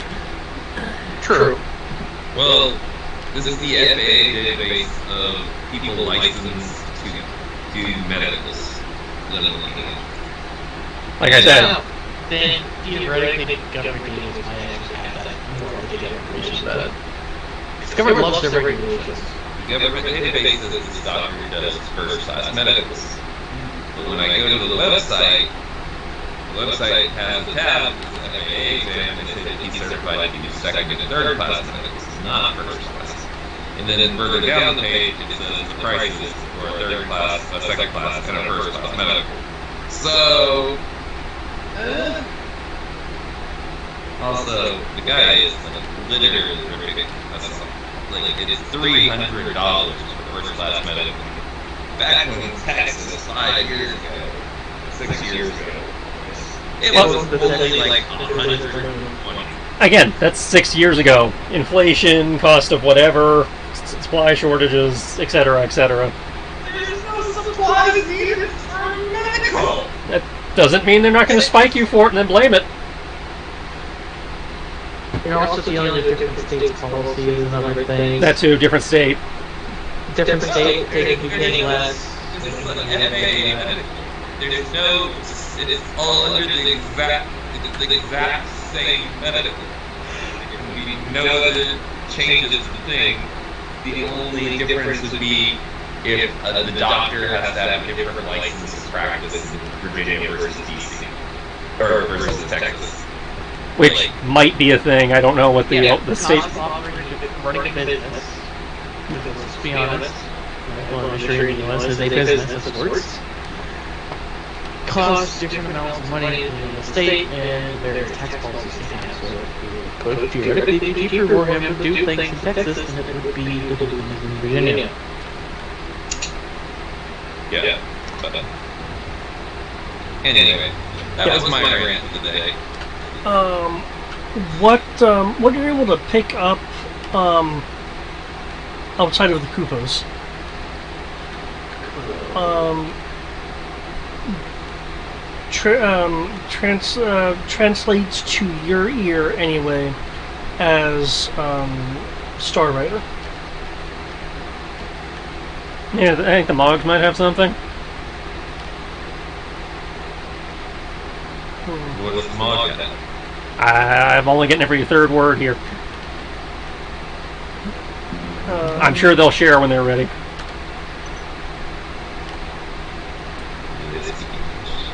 Or common.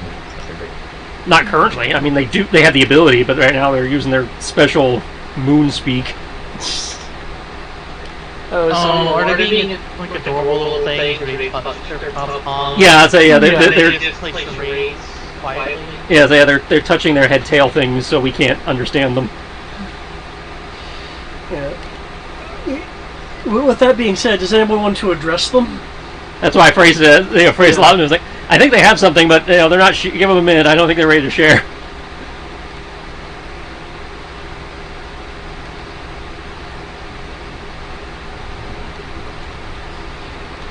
Can't breathe on them because my breath literally kills people. Because my breath is corruption.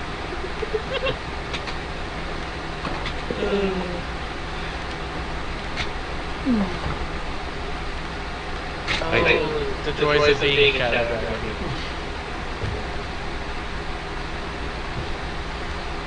Your breath is just product damage. You just make people go on away.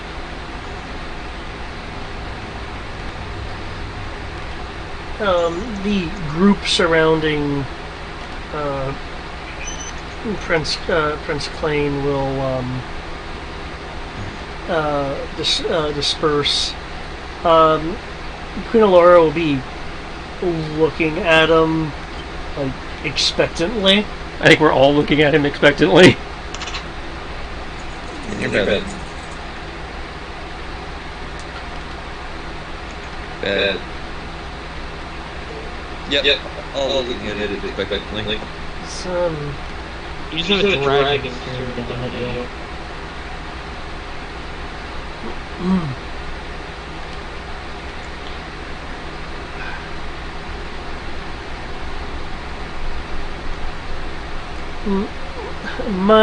my people, Kupo, may have something that they have found that we could use, Kupo.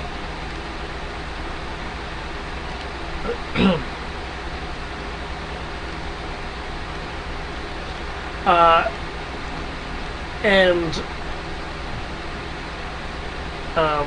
with that, the Prince will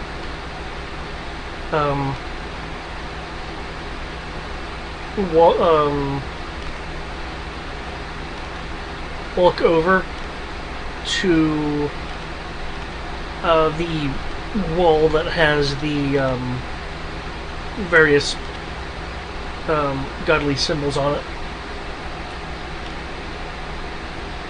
and will his pom-pom will glow as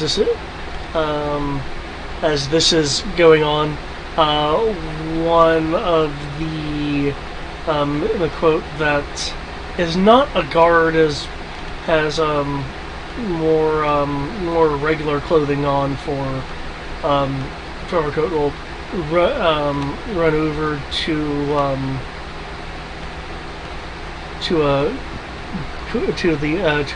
Queen Alora. Your Majesty, I believe you found something. Unfortunately, it's all written in Mog. She's like not paying attention to the guys. Clearly, this person has come to her too late.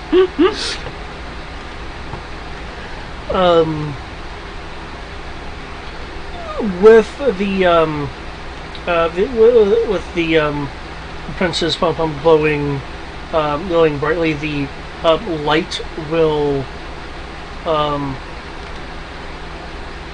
flow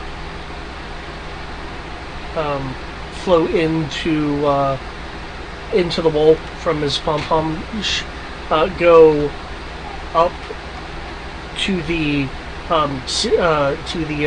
ceiling. The ceiling will then not shatter, but separate, revealing another level. The crystal, the separating crystals now forming a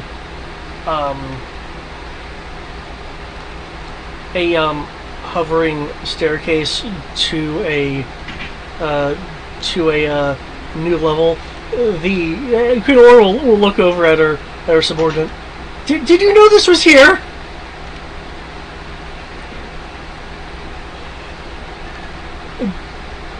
And he'll be looking at the information in his in his hand.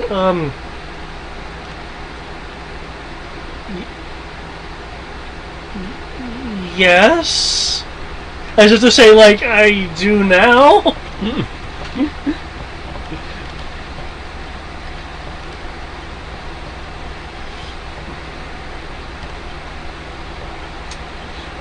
Queen Laura will look a little bit sheepish. It's like, as if like, this was here. I really should have known about it. What the hell?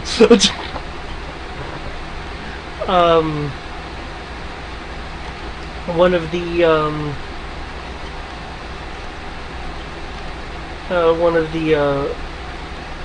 Mughals will speak up. Not the prince, but one of the other ones.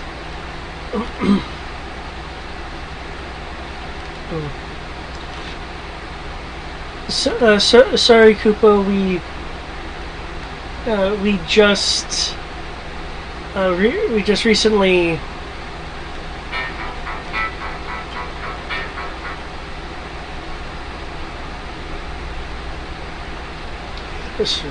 We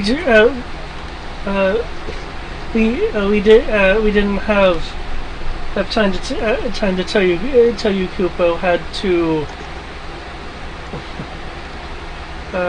to follow the lead we had on the Kupo. And she's like, and she turns around to the Moogle.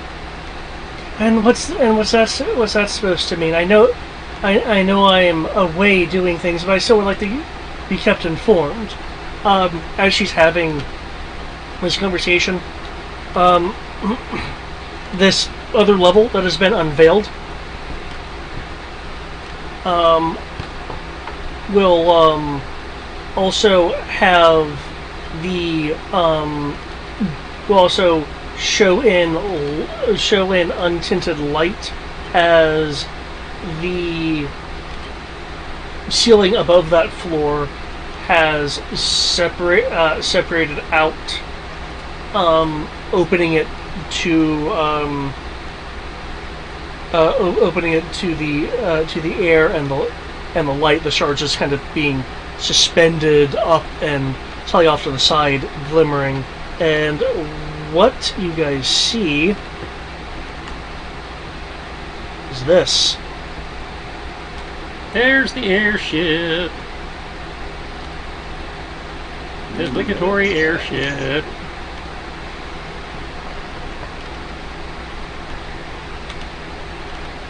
Well, obviously, we can just take the flying contraption. But does it have enough gas to get to the bluff that no one can see? I'm sorry, we're in the age of magic bullshit. I'm pretty sure gas is not a problem.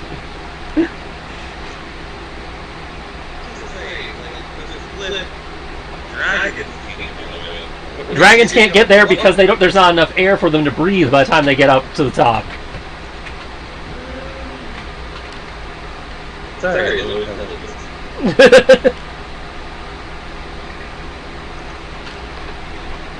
You have an intelligence of 12. That's a lot average.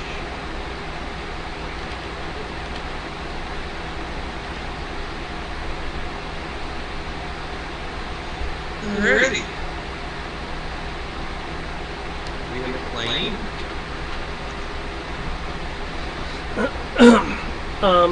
This airship is of a different design than other airships that you have seen. In large part, there are aspects that look familiar to you, but other aspects that don't.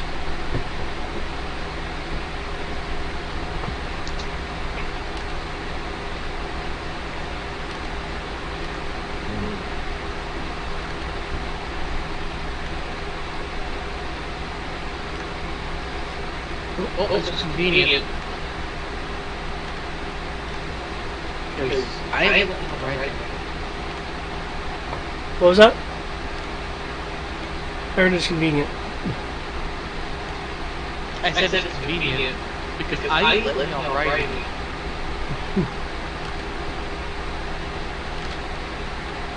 Challenge accepted.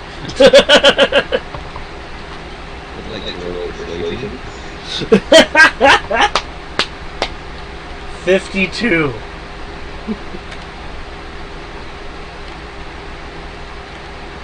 I would like to use divine intervention to help me convince him to let us ride him. Come on! Come on! That's Oh, God, I said no. That's the God Hermes before you say that. You better pick it up heel at the bottom.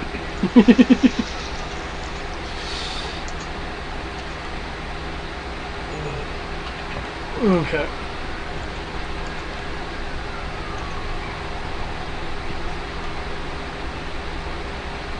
Alrighty, then I guess we're off. Yeah, if you'd like to board now,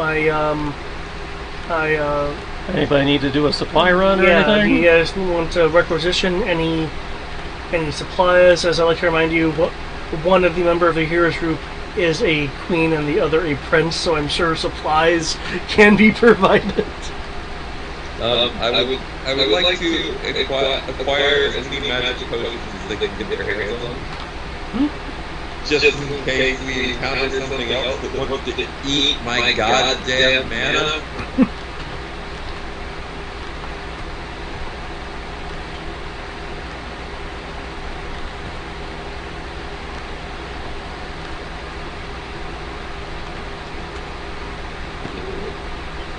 Yeah, we heard you.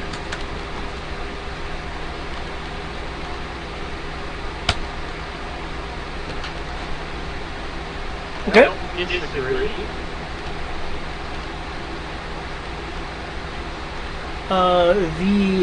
The cook will be able to, given the haste that is seemingly needed, will be able to get their hands on 20 supreme mana potions. There we go. Alfred, them coming up with a barrel and handing him a barrel of 20 supreme mana potions, and Alfred just rolling that onto the ship against everyone else looking at him going, what? I need this. This is for me.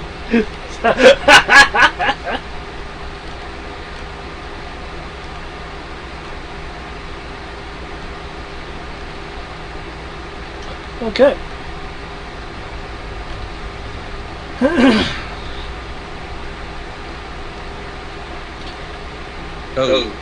Eric, by the way, we took a short rest. Yep. Everyone's been hit either dating.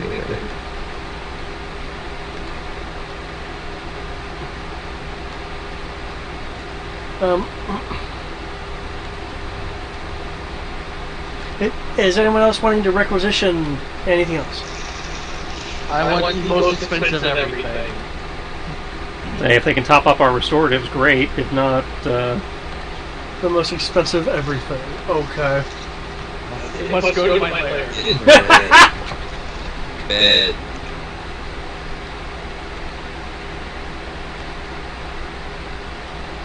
Your bed. Not Daddy's bed. We'll get in your bed. have to ask why. There'll be a series of uncertain Koopas at the request, though one of the I'm being sarcastic. Oh, okay. I think you said topping off the restoratives. Yeah, I don't think if they have any healing potions, they think they can.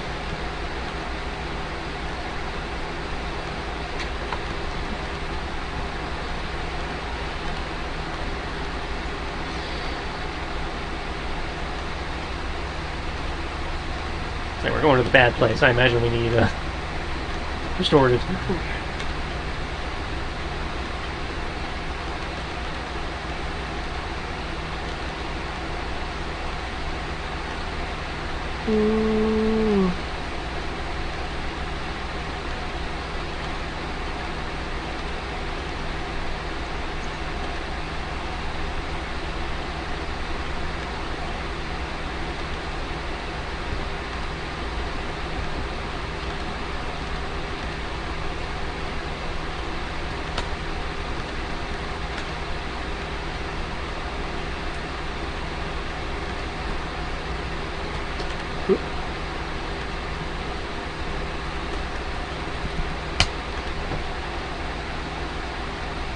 Okay.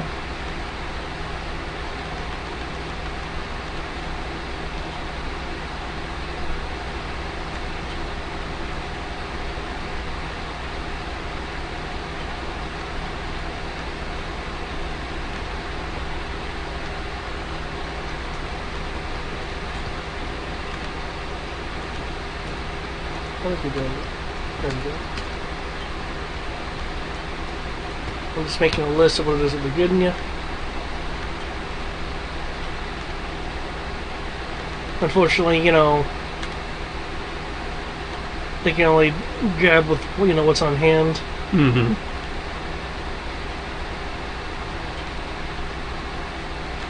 So we understand there are limitations.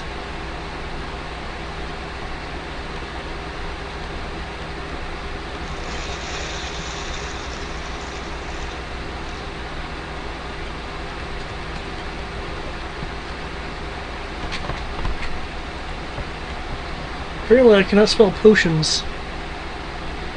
There we go. And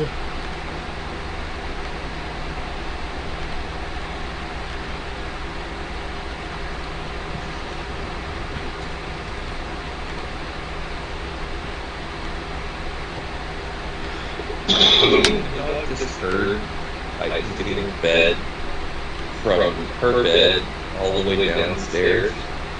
I'm very impressed.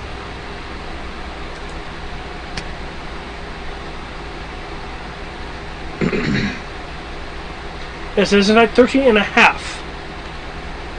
There's half of a healing potion. Okay. Somebody's been drinking out of this one? Oh, sorry about that.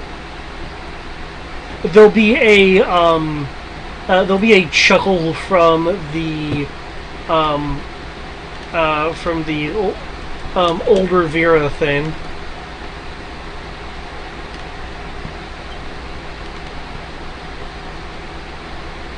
I was thirsty.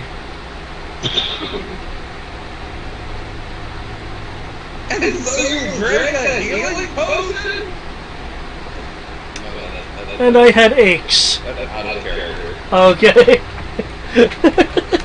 Okay, so Marina's right. Everybody gets a potion of heroism. Awesome. The potions of maximum power probably should be divided up among our spellcasters, because those are the ones that allow you to maximize one spell, as I recall. 4th level or lower. Yeah. And there's 5 of us, so I'm loaded up on Supreme Healings, so that's 3 potions of Supreme Healing for the rest of you, and 1.5 left over. Okay, I should need the Supreme Healing because I took all the mana potions. So so. Maybe you should give me that half of a healing potion. Well, remember, the supreme healing you can take as a bonus action. Oh, right. I'll take yeah. So I'll take two of those. let's say it's in theory 3 apiece. Okay, I'll take two. No, if you won't take it, I'll take the extra one.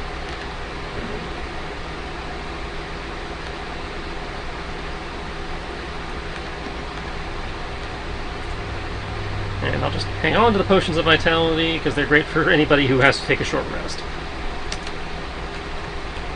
Or weed out exhaustion, as I recall. Yeah. Well, they're great for exhaustion, but I think you still have to take the rest. Removes any exhaustion you are currently suffering. Okay, so yeah. You are correct.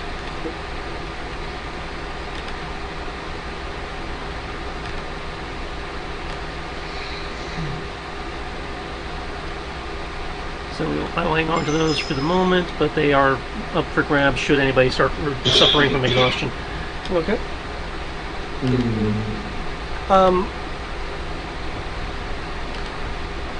There are a number of people in the room that are kind of looking on the ship with a little bit of awe, and the older Vera male will. So, does anyone have an airship license? Not I.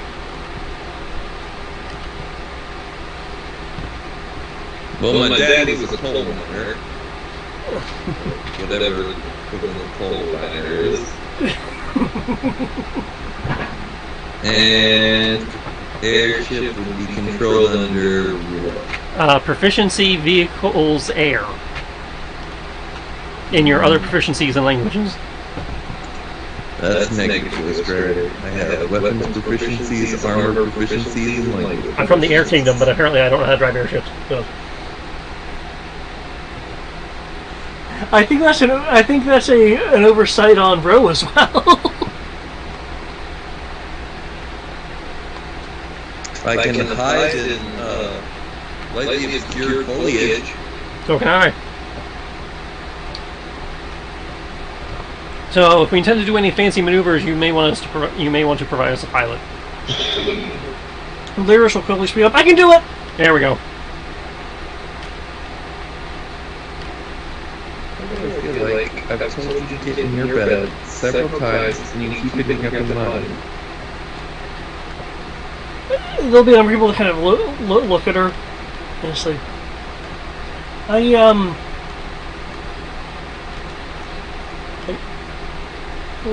always want to fly, and all I have is these ears, not wings. So I learned how to fly.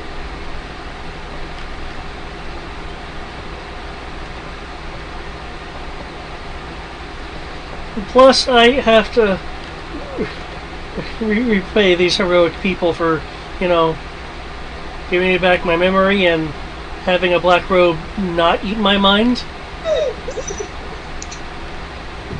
Well, by all means, then, Lyris. Alright, guys. I need to the bathroom. I have a mute mic, but I'm going to be listening.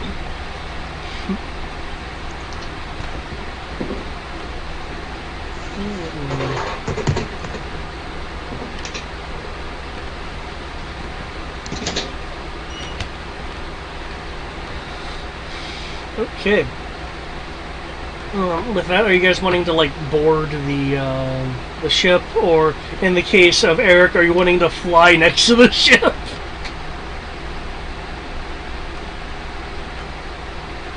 Oh, I mean, I'm boarding the ship. Fly it to be on the ship.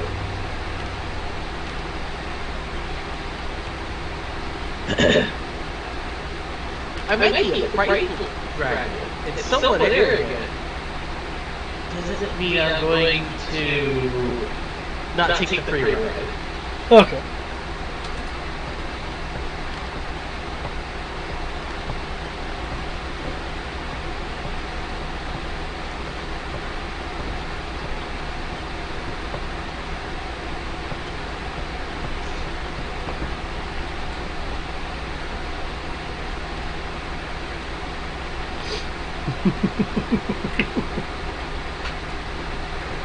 And yes, for those who don't get the reference, this is the Bridge of the Highway. That's what I was thinking. Yeah.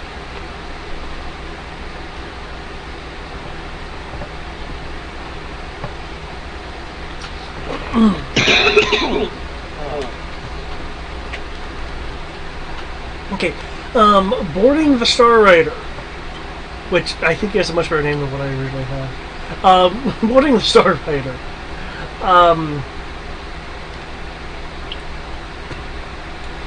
Excuse me. You will find that it is a rather sturdy vessel, and there's almost a bit of a like charge in the mist within the vessel itself. It's a bit invigorating. Unlike many other airships, this one is very largely enclosed.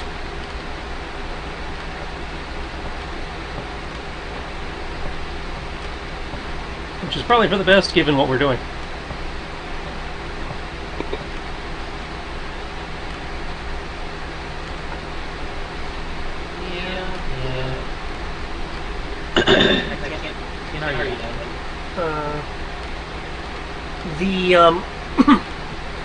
The interior is as decorative as the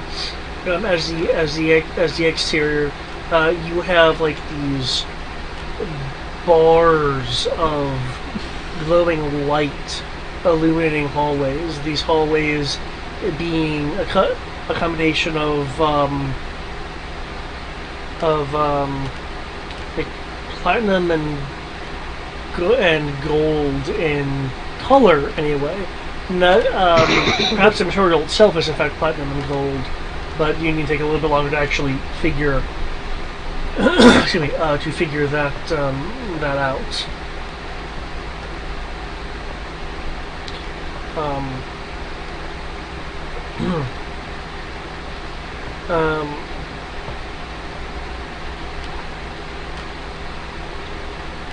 With the ship in good condition, Lyris could pilot it out now. There will be some bits of travel time. Would you guys like to do anything during that travel time on the Star Rider?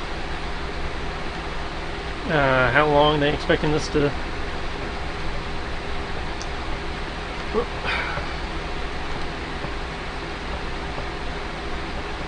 A training montage.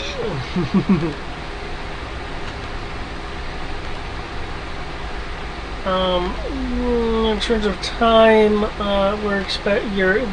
Lyris is expecting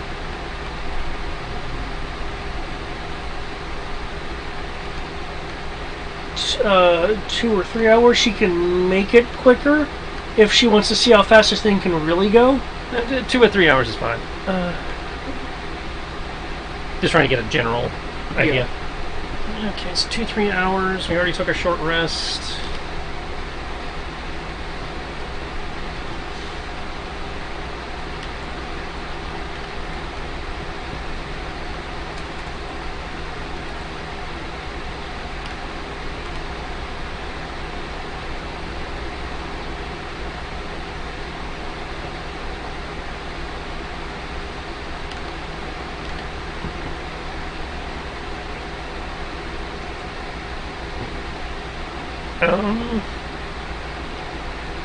I imagine, spend an hour making sure gears, ready, sharp, up to snuff, all that. Okay. And,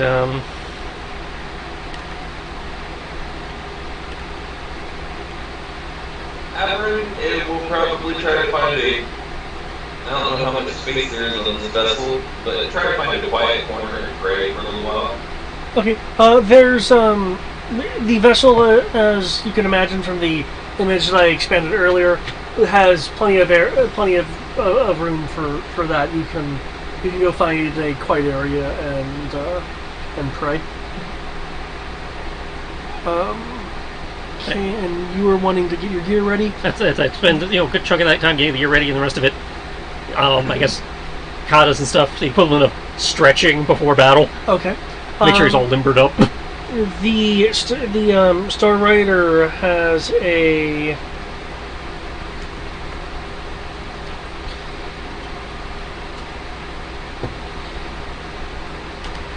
I wonder if it has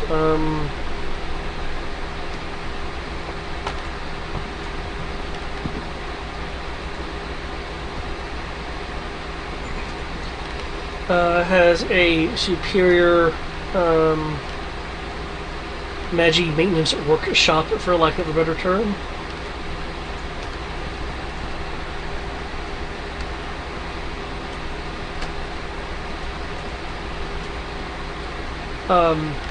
If you take the equivalent of a short rest, so an hour, enhancing your gear, it will do your gear will do a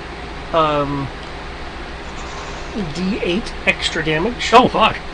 However, that extra oomph and sharpness tends to dull out, wear and tear. Mm-hmm. So that will last until your next until you Next have short. your next short rest. Awesome.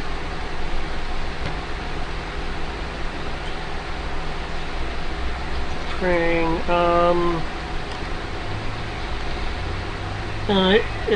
Ixior. So Eric, what is it that you are doing?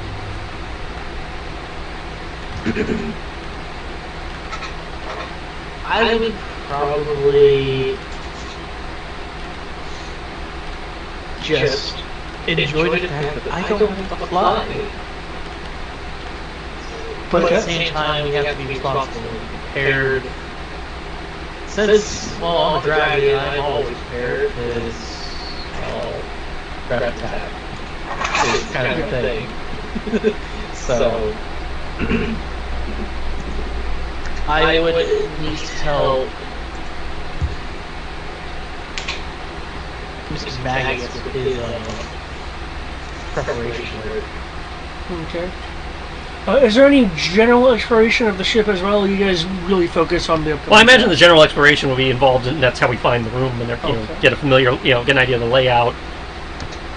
Because you gotta find where you can limber up without getting in the way. Also,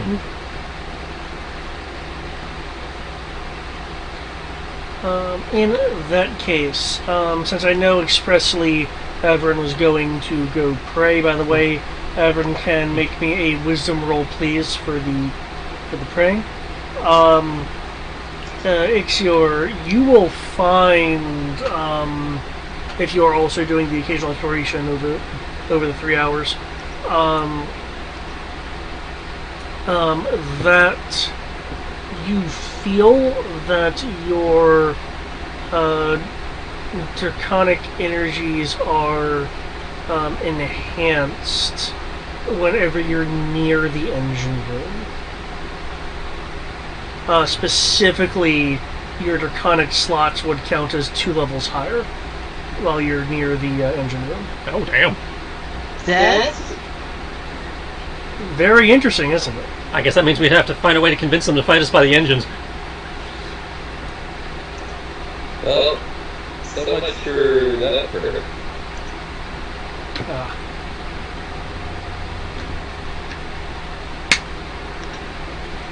Boo doo doo. The Hermes you are trying to reach is currently unavailable. Okay. please try your next available Hermes at 1-800 call Hermes. No, it's not 800 UPS. Everyone knows that. Okay. Well,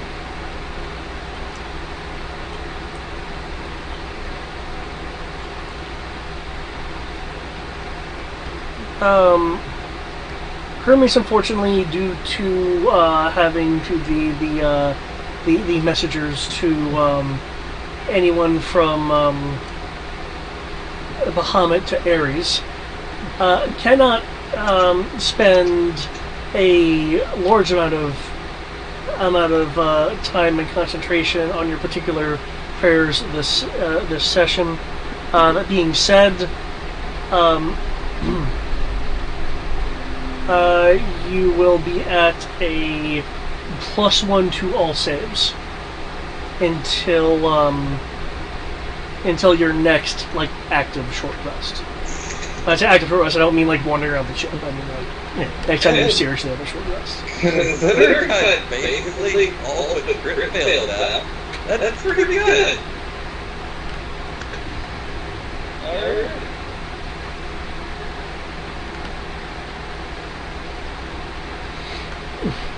Yeah, it's like, oh, I didn't expect you to roll that low. I'm like, oh, shoot. Well, here's this.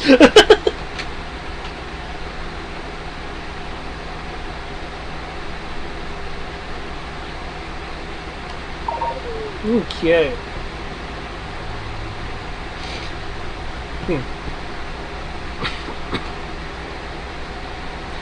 As the Star Rider nears its destination, the environment is certainly looking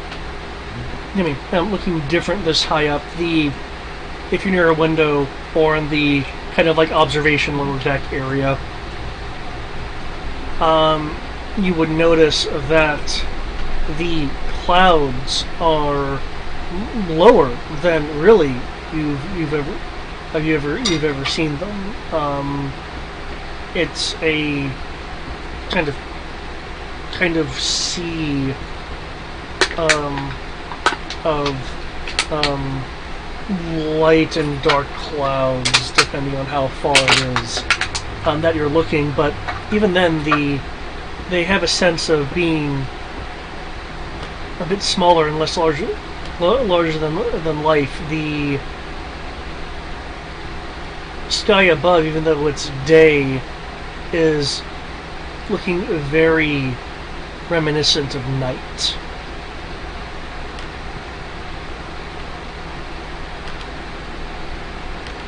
In other words, you guys are really high up.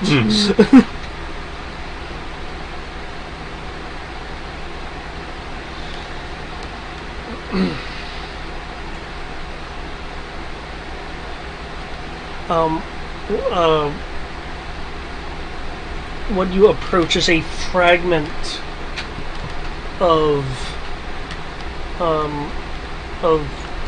cliffside. Even this fragment is more like a large mountainous piece of earth. And the earth looks fresher than one would imagine.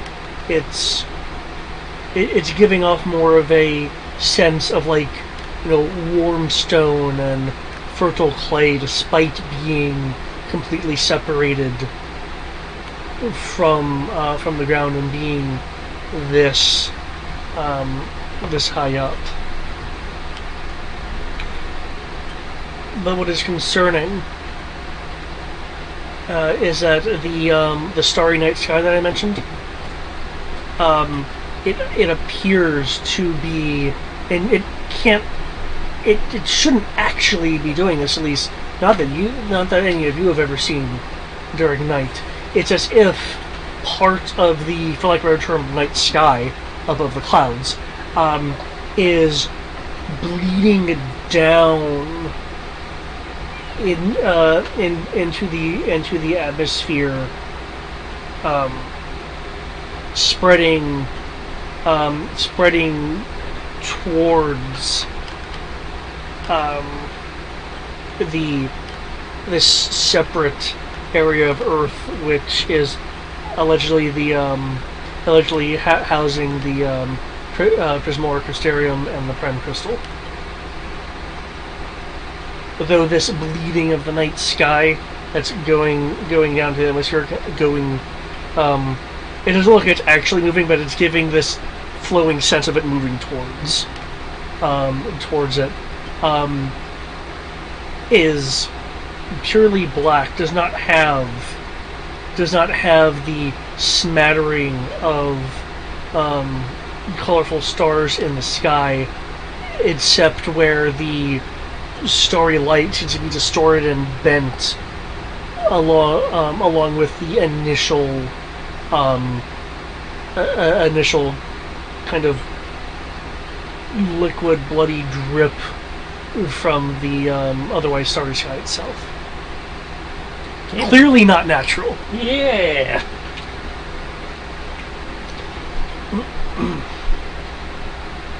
You will, in fact, see that there are areas of the starry sky which are no longer producing light.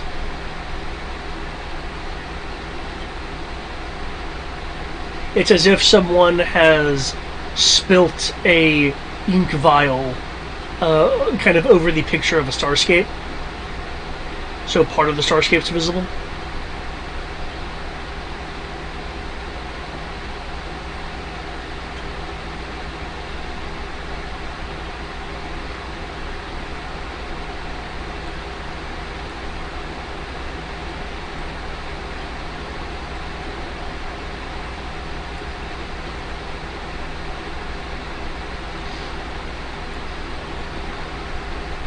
Oh, no, that is disturbing.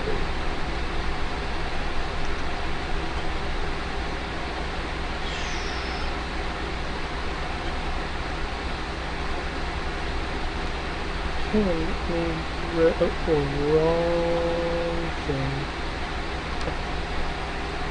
There we go.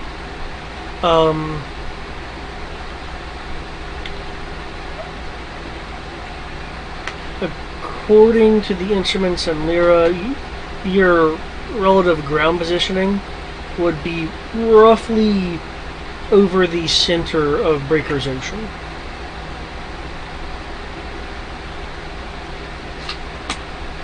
Okay. Not that that's necessarily significant, I just wanted to point it out.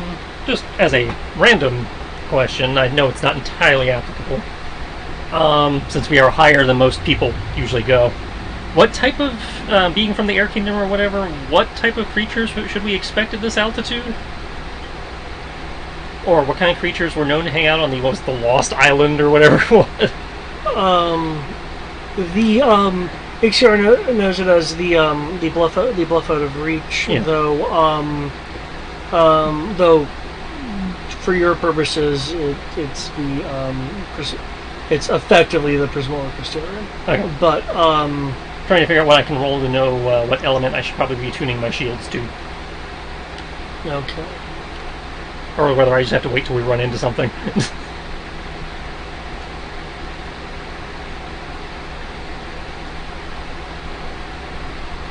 Okay. What? One minute.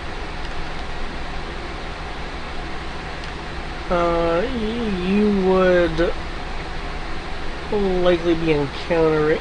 Will this not let me go further? Or should it let me go further? You would most likely be encountering. And what you said, weapons sit next to your D8. Yep, D8.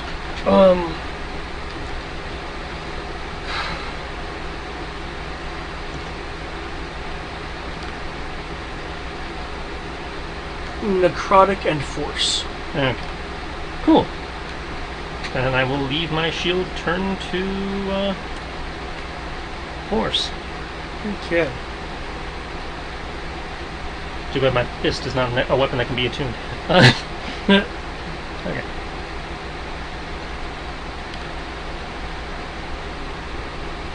Okay.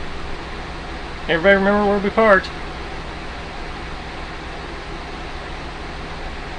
As long as it doesn't disappear into the night sky.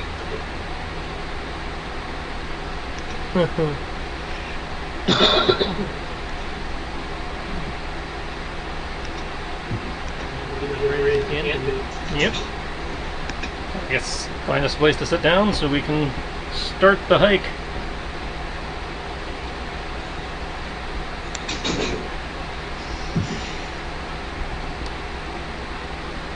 Okay. Lyris will find a find a place to land.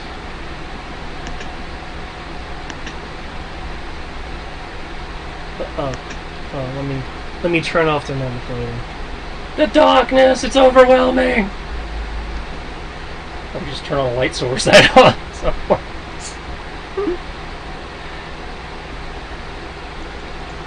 Ah, that looks, I think it's the staircase in the middle of nowhere, guys. What do you think?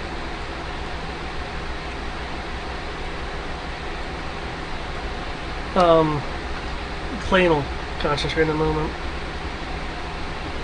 Is that like a force, supposed to be a force field or something around it? This place feels deep and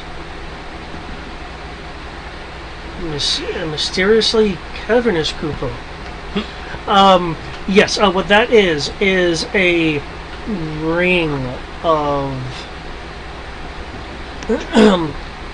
electricity.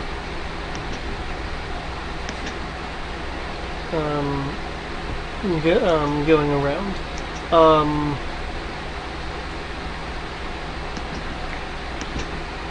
There is a faint look of charged air above it, curving over it as well. It's clearly not active arcing energy, but you know, that kind of like faint like energy shimmer.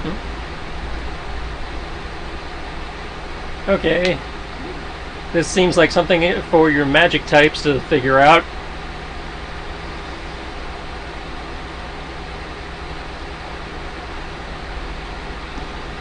Laris will be calling out from the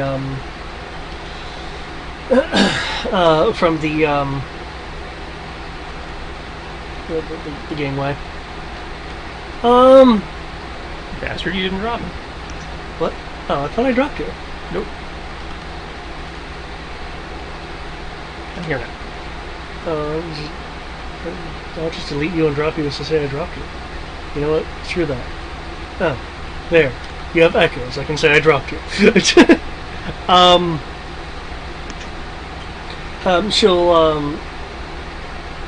She'll call out. Maybe lots of rubber?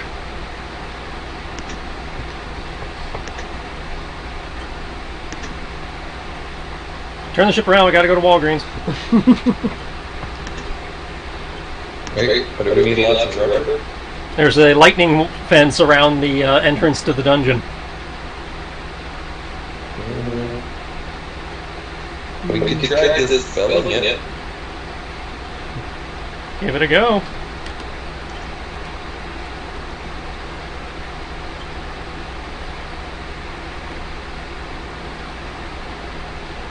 Guess what he's doing that. Ah, it is on my accurate. Yes. Yeah, then roll. Just to take a walk around and see what we're dealing with. Roll the 20 Arcana. Okay.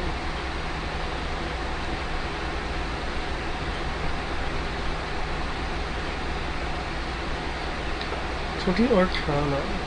Sorry, I thought how I can get past it. But I use those too. that doesn't help Okay, the rest. okay, I have one thought. That doesn't help the rest of you. Okay.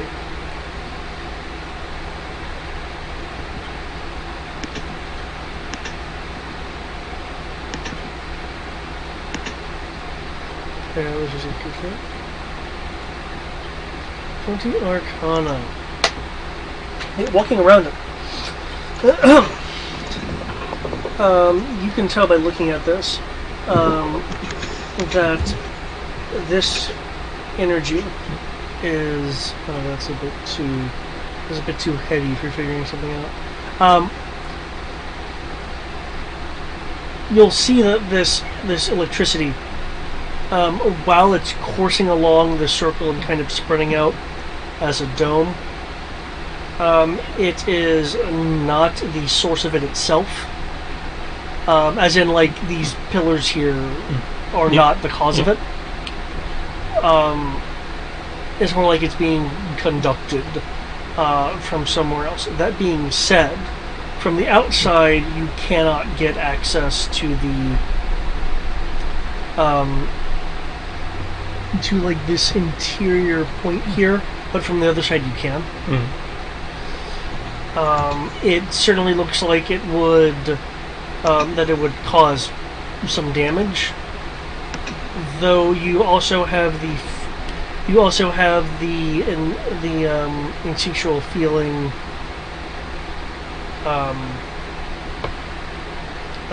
that there is a, and let me see what school that is.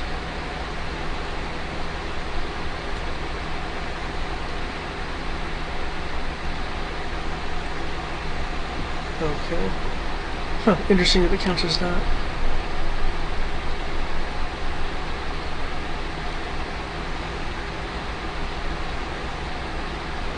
Oh, okay, it really depends on what it's doing then, huh? Okay,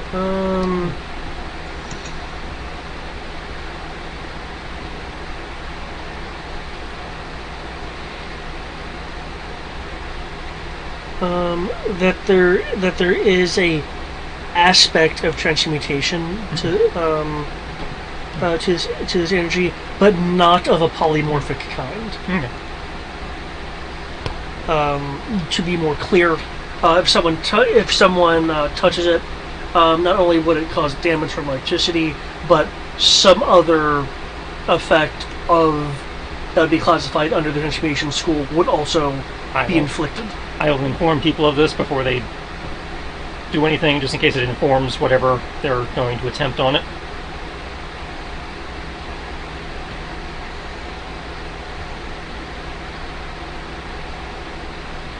As he's walking, he's kind of doing the card thing where he's just kind of chucking rocks at the field as he's going. Okay. You haven't conjured these, or just like kind of what you're finding on the ground? I'm looking at the trains. Like, there's probably some loose. Like, yeah. Okay. Those do not appear to be affected. Like, they'll just go zoop, just through the field. They're not being shocked or nothing. You'll see them arriving on the other side just fine. So, yeah, it's lightning. It has some kind of transmutation effect on it also. Not sure what.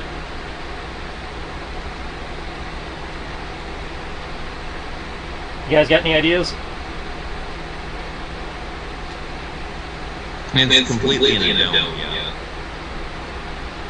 That was my understanding, at least. There's completely what? It's a dome. You know, you can't just, like, hop the fence.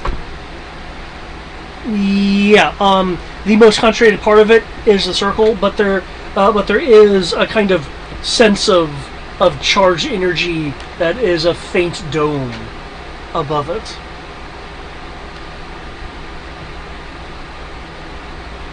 Also, can I get? Ooh, I get to do this now. Can I get? Wait, is that going to be the same set anyway? Oh shit, it is. Again, intelligence-based investigation. It's always intelligent. Yeah. I'll do this because this makes a little more sense. Can I get a wisdom roll from everyone? Please don't roll a 5 again, Matt. Not a save, I presume. No, just a save. I'm getting a roll with real dice just to be on the safe side. Okay.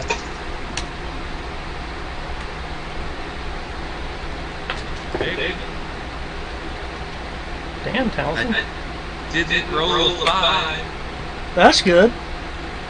Oh no. When someone says that...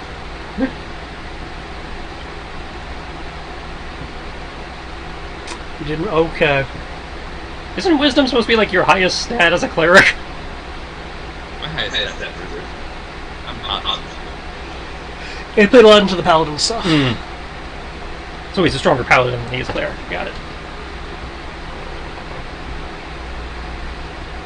I mean, I have plus 3 to wisdom. That was just in that one. Okay, yeah, plus 3, that's not that bad. Yeah, again, it's not great, but it's but it's not bad. It's not optimized. Yeah. But,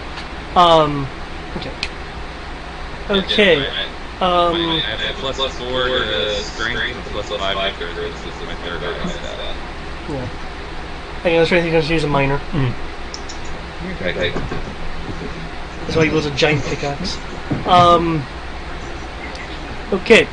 Get your bed. Everin, you are feeling this the least amongst everyone else. But there is a draw to the interior of the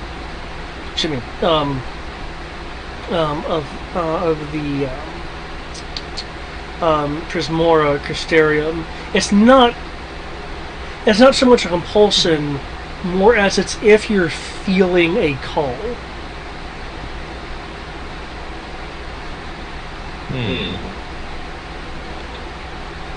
There does not appear to be any kind of malice in this call or nefariousness. Just a sense of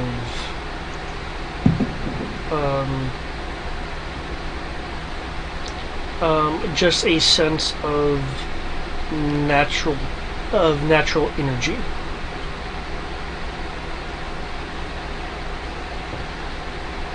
So something's calling us here, but it's too much of a dick to turn off the security system so we can come to it. Or something else turned on the security system. Also possible. Asuka, get in bed. So I believe you were talking about trying a dispel on it. I can. Does anybody else have any ideas? Or I mean, I could try just blunt force trauma, but that worked so well last time. Can I make an Arcana roll to see what might get rid of it? Sure. Not that I'm going to be roll high enough to figure this out, but you never know. I rolled that one on my last roll. I'm going to do something good. I'm very close to rolling up. Maybe you should use a different die. This is a different die. I was on roll 20 before this. Well, maybe you need a different die again. You said you rolled an 8?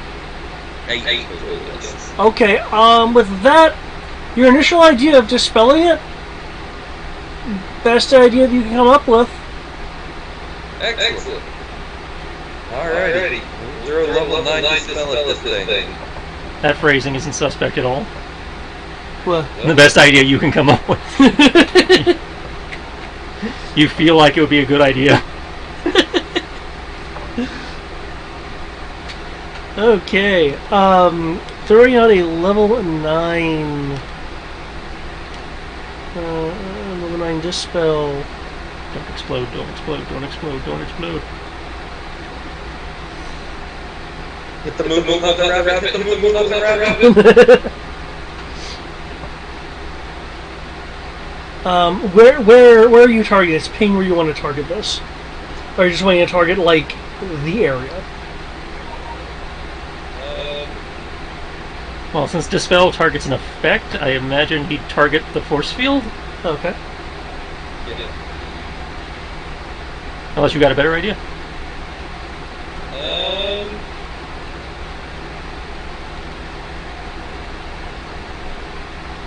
Yeah, no, we're going to target the force field. We know that it's not coming from the pillars, so if you need me to target a specific area of the force field, the weakest points, I'm assuming, would be top of the building. Okay.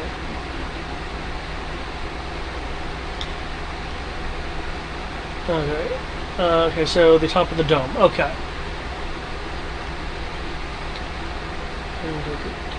Okay, with that... Blow the dome, blow the dome, blow the dome. The dome shimmers and fades. There is also a opening here, here, and here on the electrical field itself. because of the amount of like, channeling and magic you're putting into this.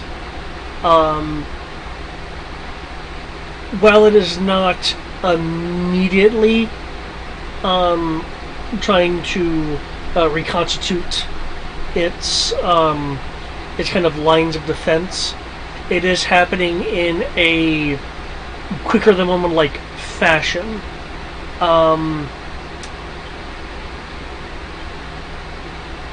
People can, if you want to try to rush through the openings or hop over the field now that the dome is seemingly dispersed.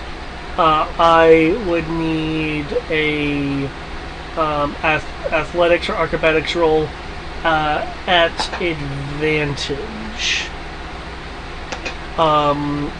Unless you're Everett. Because of that 4, I'm sorry, man. So I don't get advantage because of the 4? Yeah, and I'll explain that in a moment. It's fun. I rolled a natural 20. Oh, hells yeah. Well, I was going to assist, but I guess I don't have to. Okay. So, with my athletics, that is going to be a 30, Bob. Hells yeah. So I will grab the Google and jump over. Koopa!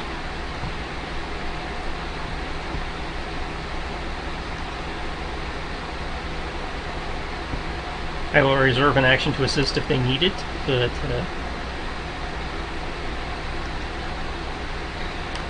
I will assist Daphne.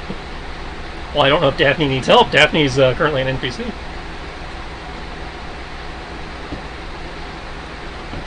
I can't find good music for this right now.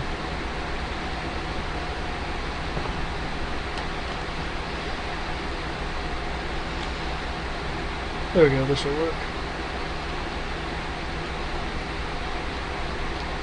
It's a menu song, but it checks out. Okay.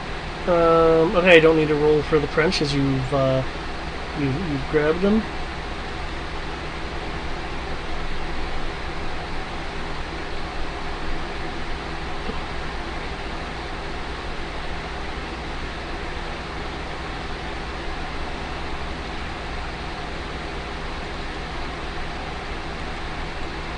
Okay.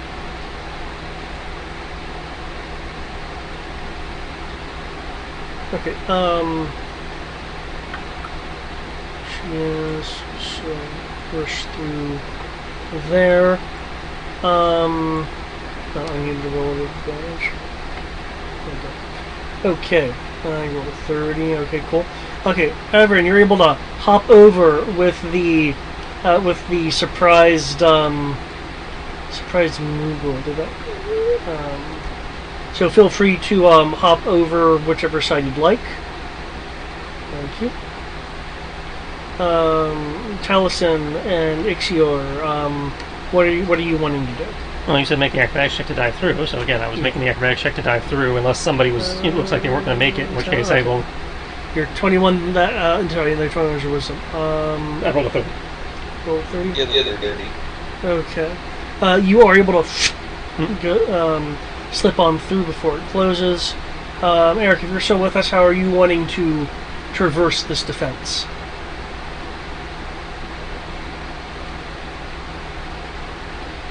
He's either muted or asleep. He didn't mention. It was both, actually. Oh, Muted and asleep. Ooh, he was being redundant. But, I will proceed to do an athletics, just a run pretty quickly. okay. Did I get your wisdom roll from earlier? Yeah, there's not a wisdom from. Okay. Does Her Highness look like she's going to make it? Yes, the 18. Yes, but barely. Okay. Oh, hell's yeah. A wisdom saving throw? Yep. Yeah, well, not a saving throw, a attribute roll. There you go. 12. Okay. You feel a small draw, a calling, to a powerful natural feeling energy inside the Prismora Crystarium. Cool. As such, you will have advantage. You will have advantage on this roll, but you can't roll any better than that. So, okay, you'll go through. And I'm just move you to the other side. Okay. With that, I am going to go before I just want to make my comments on you guys. Okay. For those going through, there is a definite sense that the lightning that's trying to establish itself is intentionally trying to slow its reestablishment as you are passing, in an active enough way to assist. Now, because you already had advantage because of how powerful the dispel was, I couldn't give you double advantage, but it would have given you advantage with the rate that it was seemingly intentionally being slower about reforming as you were going through. Averin, you notice the same thing, except it's not as slow for you, and thus not enough of a cause to get an advantage from that particular source. But you created your own advantage with how much disruptive power you put into your ability. So.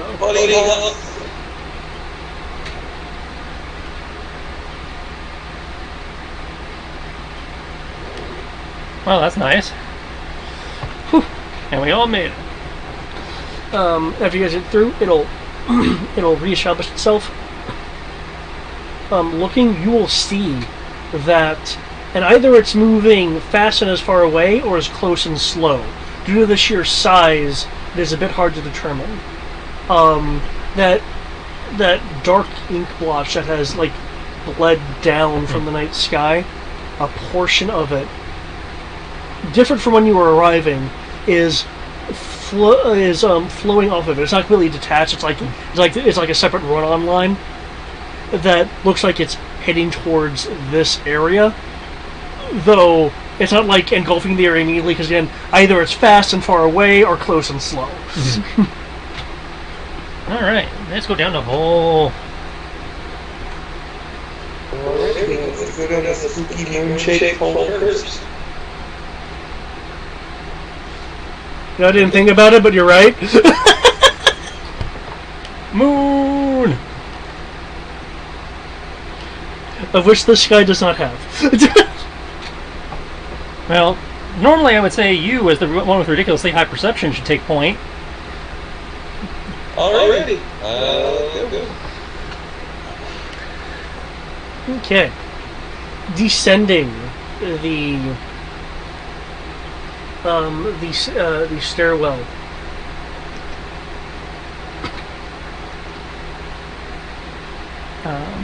Yep. I'm gonna, I guess, put my hand on the Queen's shoulders, and she'll probably be a little bit further back. Uh-huh. And going to send an echo about 15 feet ahead of Matt, just to set off any traps in case he doesn't see them. Okay. So I'm doing the thing where I'm using my echo as the familiar to... Okay. Cool. So I still expect him to warn me of traps, but in case he misses it this way, the echo will set it off instead of us. Right. Actually, allowing for AoE, I'm going to put it 30 feet ahead of Matt. Okay. That still should be within his visual whatever, but... When you roll something, just roll. You can either roll perception if you want to actually look around, or you can be possibly ultra confident and just rely on your passives. I will say though that some things do require active searches to be found. I'd say, yeah, you're better off actually rolling. Oh, nice. All the rolls I don't need to roll perfectly well on. Yeah. Okay. I presume somebody's going to light up a light source. If not, I guess I'll hold a torch with my other hand. or whatever we have as it passes as a light source in the old world. Because otherwise, that perception is at disadvantage. We don't want that. In terms of light, Unless there's light down here already. as you're descending, you will find that unlike where you were, which was notably colder, the interior is warm. There appears to be heat coming forth from, from the rocks itself.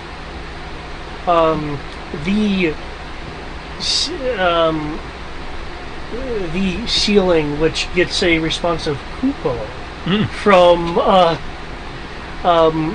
Prince Clain, is glowing as if molten, though unlike molten rock, it isn't like actively dripping. It's just glowing. It's just glowing, though it looks molten. Okay. And that is enough to provide a fair amount of light. Awesome.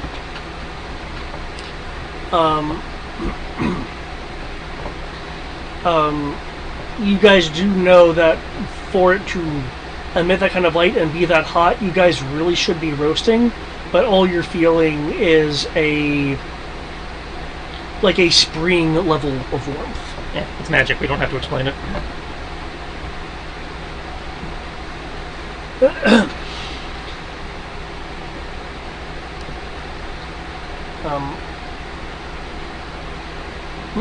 Anyway, looking around, and this place is quote unquote large enough that I don't actually have a map for it. Though I do have a map for critical places. Yeah, it's one of those things that's theater of the mind dungeon until you get to the important room. Yeah. The stairway. The stairway terminates into a teardrop-shaped chamber, which the stairs are at the point of the teardrop. Since the Echo is slightly ahead, the Echo will see a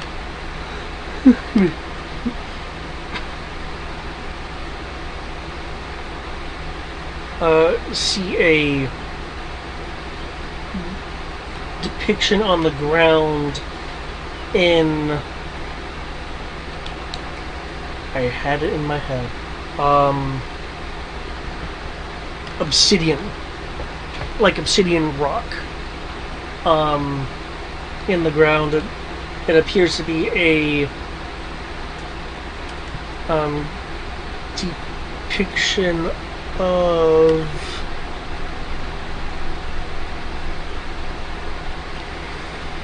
Okay, one second.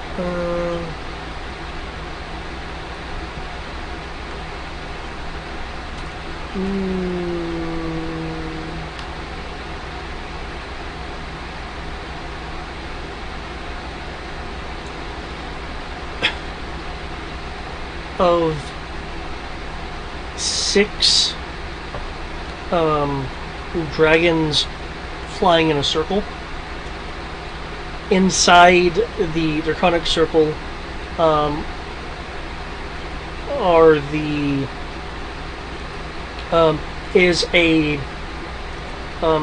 intricate pattern. Could I get a religion roll from you?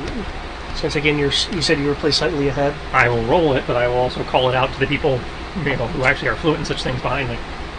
Well, describing such intricacies, by the time you were to be partly through it, Averin would be... Well, calling it out as in, hey, look at this. This looks religiously significant. Okay. That's a 12 on my religion. 12. Because he's like, I'm not very religious. I don't necessarily know what this is, but I recognize it enough to know it is of religious significance. So it's like, as he's going through, it's like, hey, Averin, you might want to look at this. Okay. I imagine I'm just going to see it. Tristan knows that. Character just like, he's very perceptive, but he might miss it. Yeah.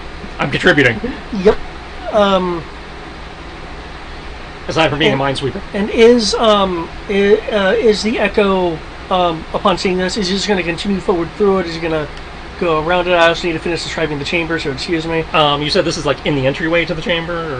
You have where the stairs terminate, opens up into a teardrop chamber, and this is in the center of the chamber, depicted in what looks to be obsidian, like glass. I imagine you'd like stone. step like into the entrance of the chamber just to see, because normally if there's a trap, it'll either be at the thing or in the doorway. So he like steps just enough in to see if there's a trap, and then stops and waits. Okay. There are three exits of this room, 4 if you include the way out.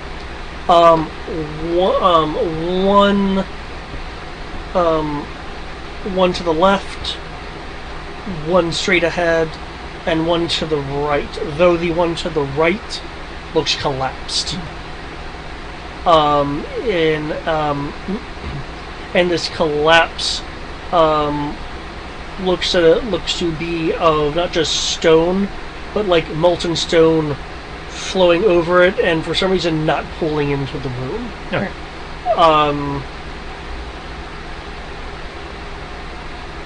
So you stop there. Okay, the rest of you guys can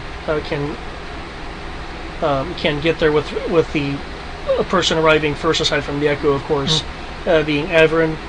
You see this depiction as well. Your religion roll was only enough for you to see that there's a familiarity in the pattern and the intricate design of the inner circle of the dragons. It's one of those things of, you know how when you're looking at one of those pictures that's designed to have a second image in it, and it's like you can kinda Tristan's religion roll? I had rolled a 12 to notice that there was something religious there. Now Okay. that's what I'm calling out to you, yeah. so that you can use your vast superior religion knowledge.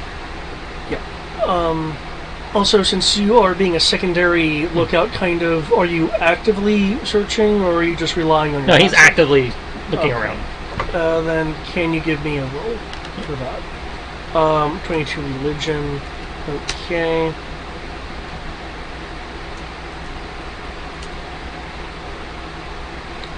I'm only pausing because I see you're typing for the roll. Because if I can't, I can just say you both see that notice this.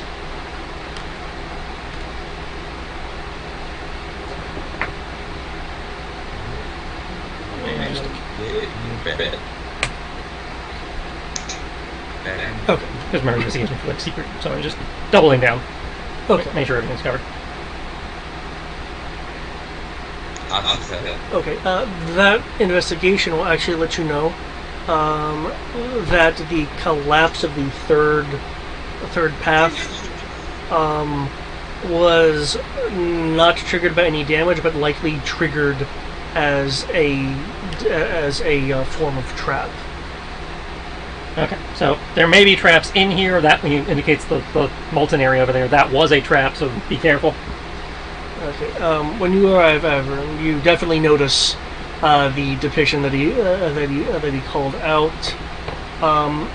In terms of traps, something that you notice outside of the religion roll, which I'm going to get to. 22. Okay. Yeah, outside of the religion roll, which I'm going to get to, is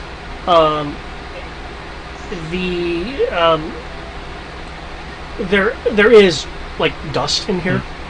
You notice, Averin, that the dust above the depiction is suspended. Like, it's not floating up or down, it's just suspended, glimmering as dust particles in the light, just unmoving. Not even reacting to sound. What, the dust? Yeah, the dust above, the suspended dust above the depiction does not even react to sound, or if you like blow air towards it.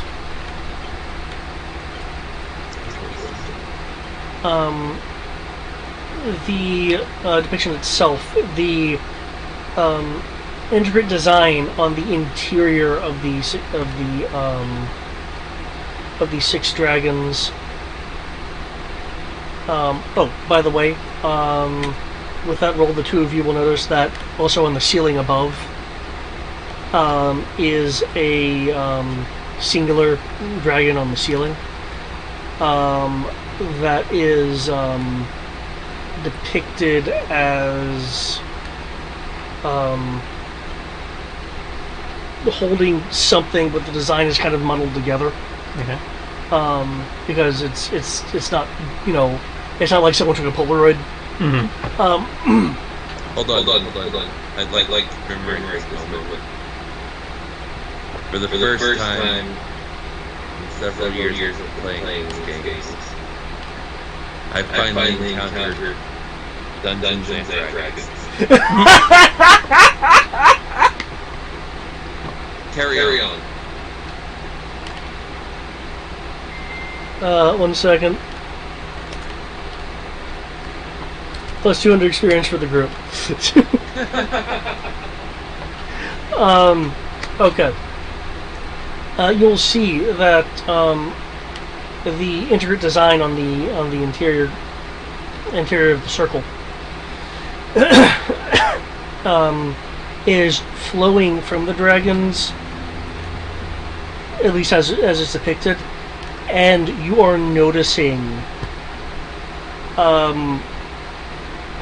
various symbols that would be difficult to miss, given how intricate and flowing and interconnected all of it is, but you do definitely recognize it. Symbols for Hermes, Ares, Zeus, Hades, and of course the others.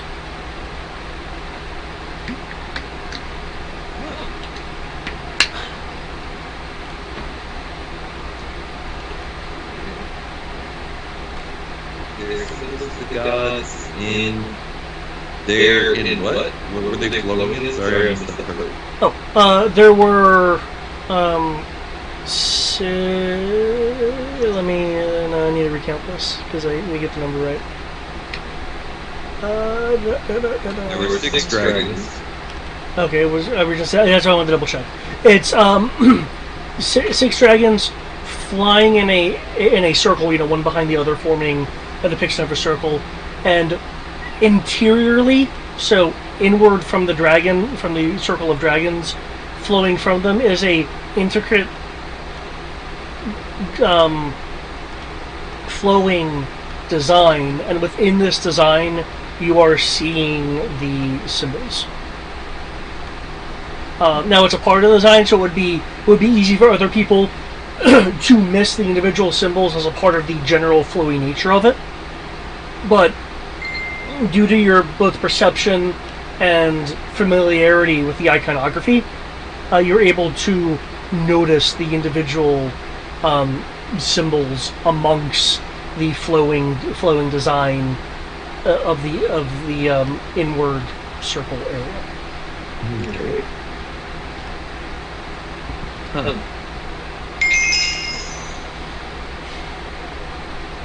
Interesting. Yep.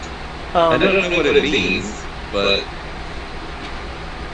the dragons are the symbols of the draconic gods, or is it all the symbols of gods, not just the non-draconics, but all of them?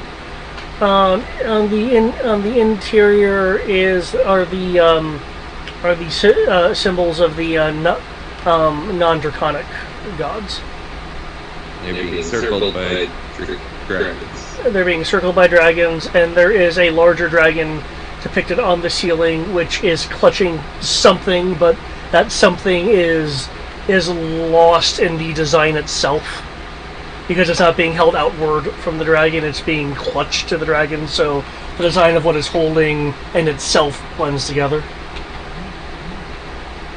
Okay. You will also notice, with that fabulous perception of 34,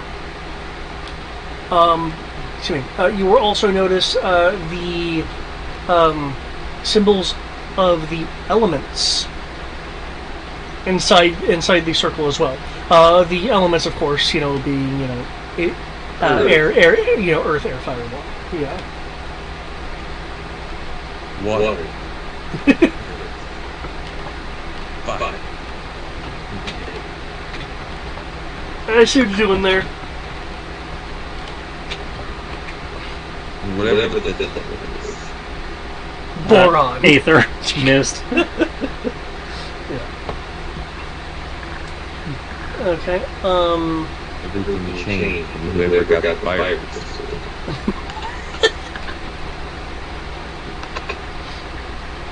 Okay. Once she's a see perception, I see religion. Your perception wasn't high enough to catch the symbols, the elemental symbols. What do you guys want to do? You can analyze this depiction more, or deal with the corridors. If you want to analyze the picture more, it would be more of an investigation roll, and of course a little bit of time.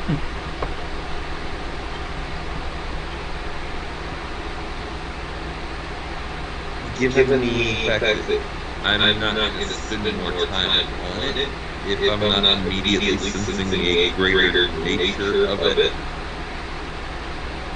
I mean, it's very interesting. Sure, with elements that do anything, but Alright, well, but we have 2 other exits to this room and the staircase. Yeah, the staircase, of course, is what you came in. Oh, the staircase is how we got in. Yeah, there's technically 4 ways. One is blocked. The 4th way being the way you came in. Okay, so we have 2 directions to go. Yeah. And you're the point man. So.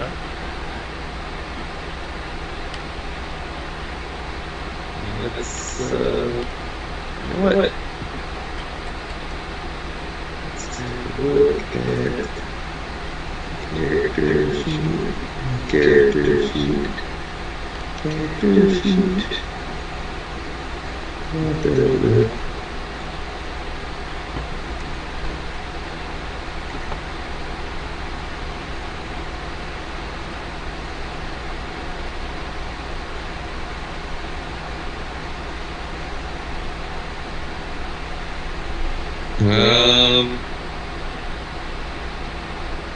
I don't know why I always forget that cancer precision is something else.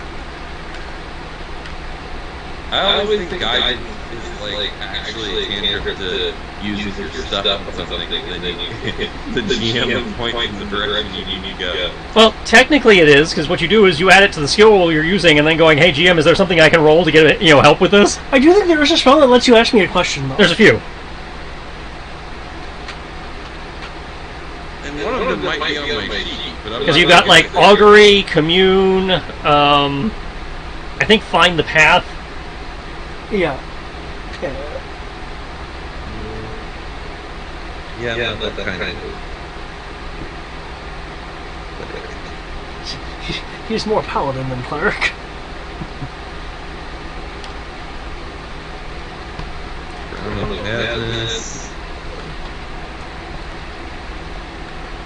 Well, if you can't, you can always do just, it's a 50-50 shot, so you only have 2 choices.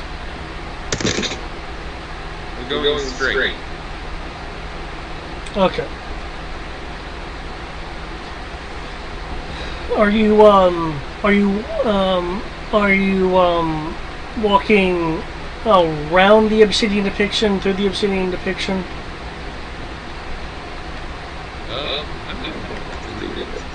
Walk through it? Okay.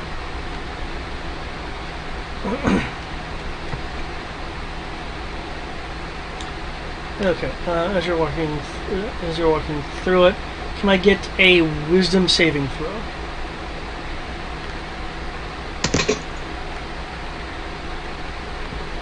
That's 125. Okay.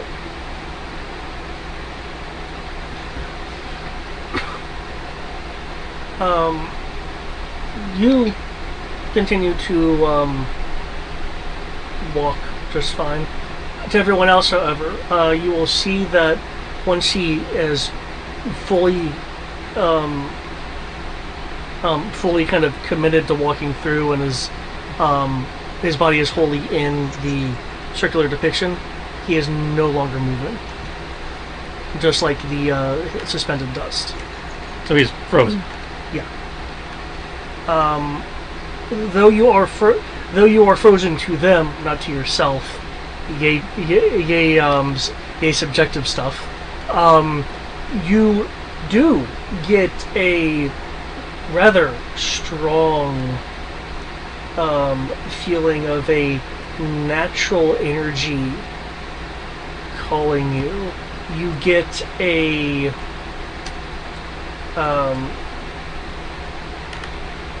you notice actually that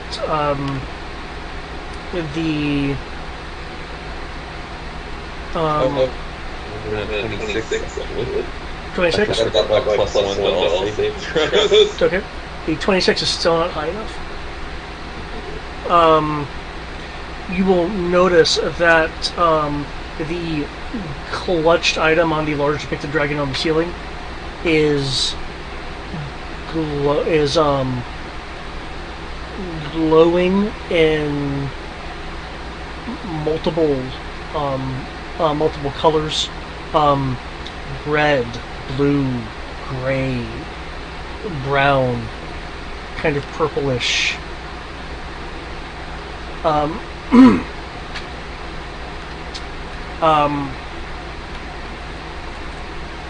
And you get this impression that this force that is pulling you is aware of your presence and likely the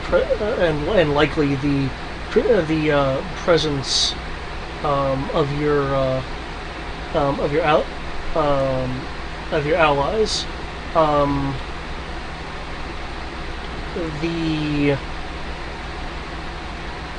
You get a flash of a area that is suspended in midair with excuse me, with a secondary feeling of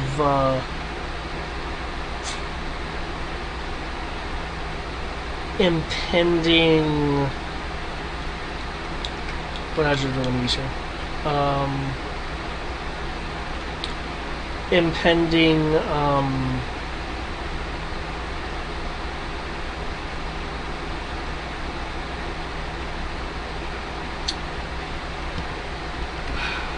Nothingness is not the right word to use.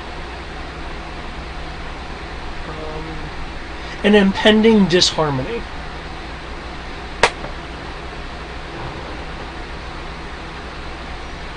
Okay. You will have a advantage to rolls pertaining to the navigation of this place.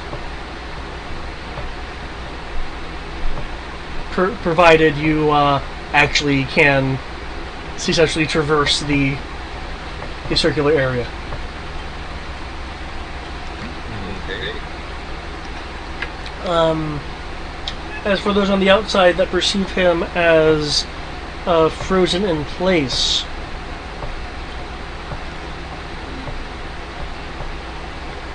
is there anything?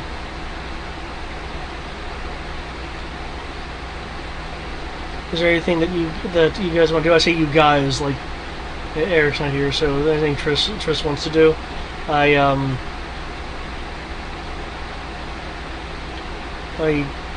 do have some thoughts myself, but want to hear if there's any thoughts other than that.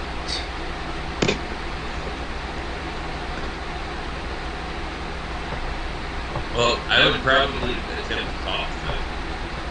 I don't know if I'm stopped from that. From a meta standpoint,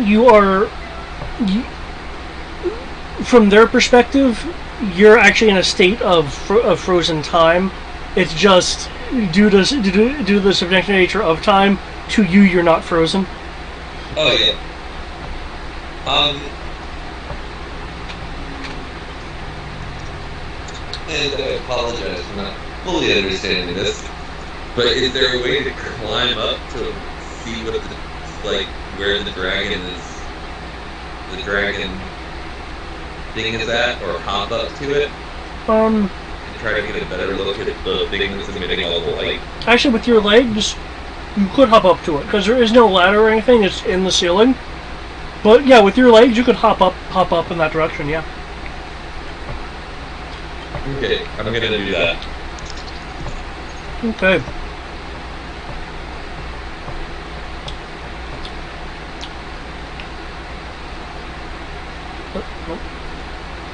But you will get a good look at it and see something I was going to depict later, but you got them legs, so 1 second.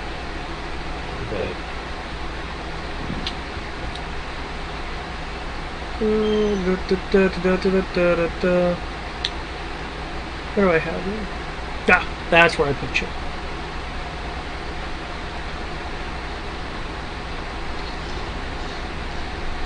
I mean, Matt has a decent guess as to what the dragon is holding, but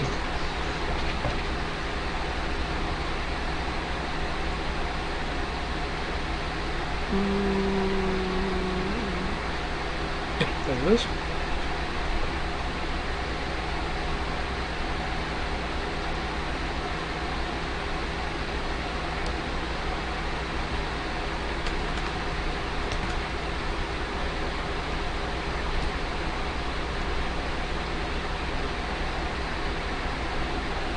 Oh, I thought it would just let you shoot. Oh well, maybe I do it like this?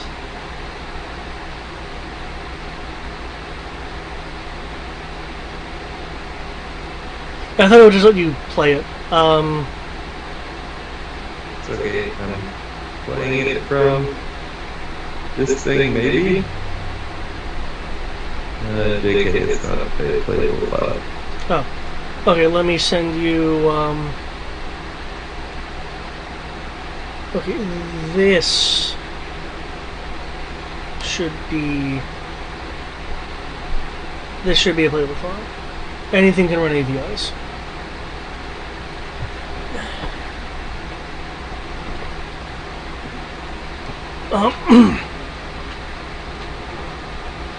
Okay, so is there any way you're wanting to tackle this frozen Everin situation? I have a few thoughts. I just want to know if you had. Well, let's start by sending the Echo over there to poke him. Okay.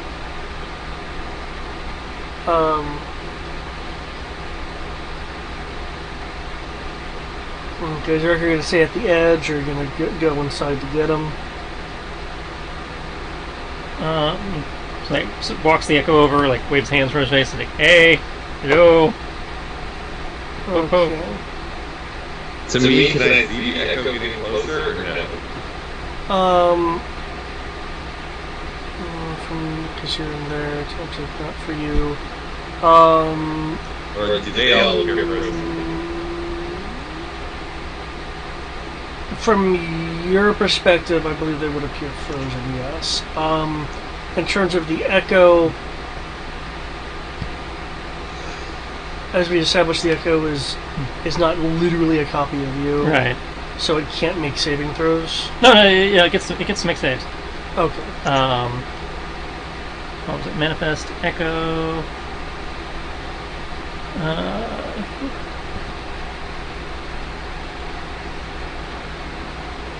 If it has to make a saving throw, it uses your saving throw bonus for the roll.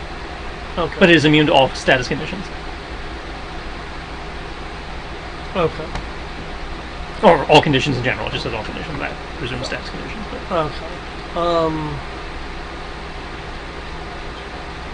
Because if you were to actually like lean over in front of him to look at his face. Oh, he didn't even lean, he's like walked around. The Echo just walked around and like, hey.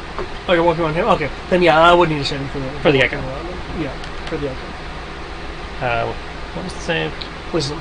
And I get advantage on that because of my gem.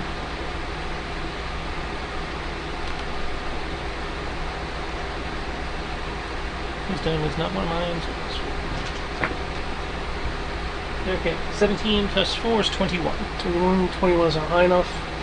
The echo is frozen from Everin's perspective. Taliesin, or rather Echo Taliesin, would suddenly appear. Oh.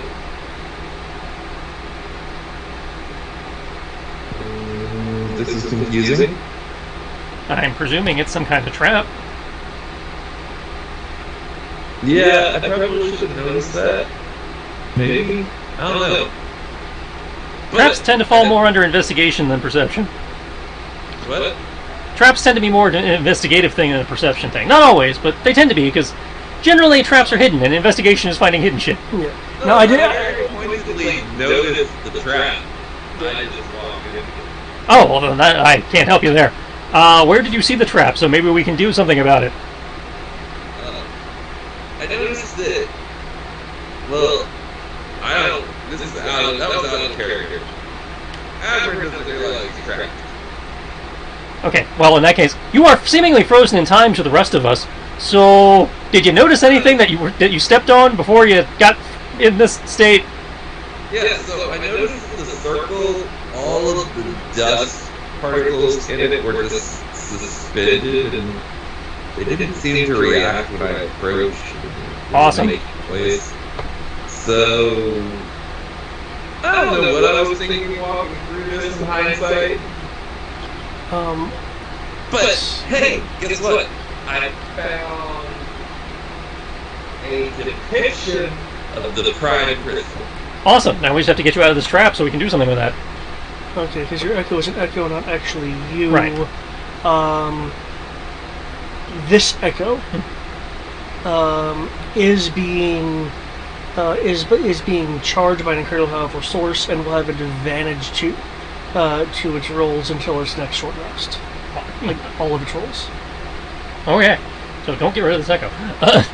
I will snap, my perception back to me. Yeah. And explain to the rest of the group what happened.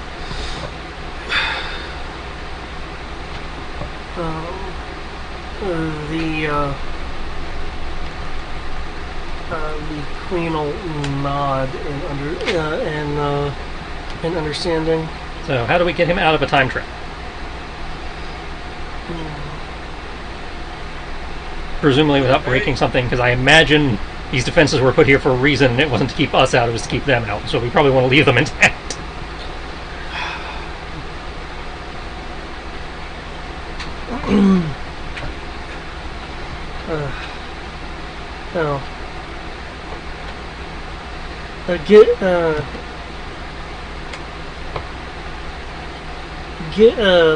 Given the energy still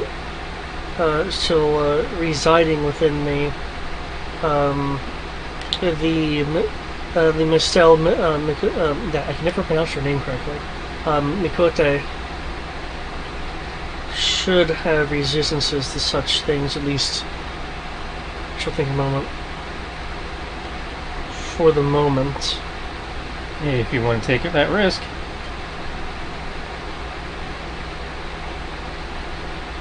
Okay.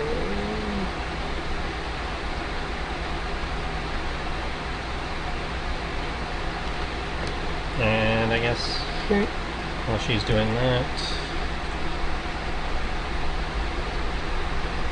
I'm just going to do a walk around of the thing he described, see if I can figure anything out.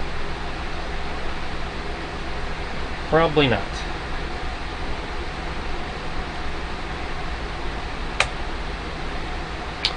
Yeah, Arcana 10. Okay.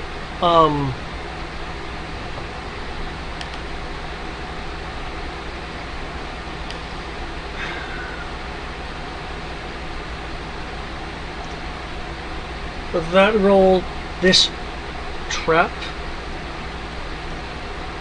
is also a conduit of energy.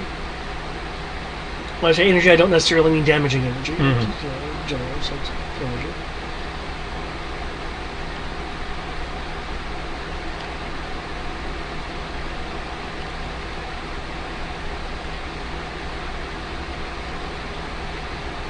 Okay, with her abilities, given the time and such. Okay. The queen is able to, and once she enters the kind of field area, she is glowing a little bit, like she did during the Culls battle. Though it's to a lesser degree. She is seemingly able to move freely, and is able to drag both. Move both Averin and your Echo out. Awesome.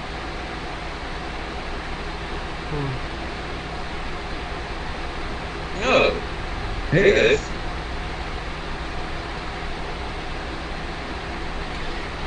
I know that was really basic, but you rolled 10. Yeah. Oh, so yeah, we don't fuck with that trap. So we walk around it. Okay. Remember, for Averin, you do have advantage for rolls pertaining to navigating this place now. Alrighty, let's make a roll to navigate this place. What do I need to make? Okay. If you're still trying to spot traps and such, you can, of course, continue with your perception to notice base things. You can also roll investigation for more abstract things like what this was. I was trying to figure out a way to figure out which direction to go. Oh, okay. Okay. Insight? You can make me a survival roll. Okay, it's not as bad as investigation. Okay. You said what roll? Survival, and I believe that deals with navigation. Okay, yeah. Beat So, 19. Could be a 19. Okay. actually, while he's doing that, can I also make a survival roll just to see if anybody has gotten here ahead of us? Okay. Yeah, make a roll.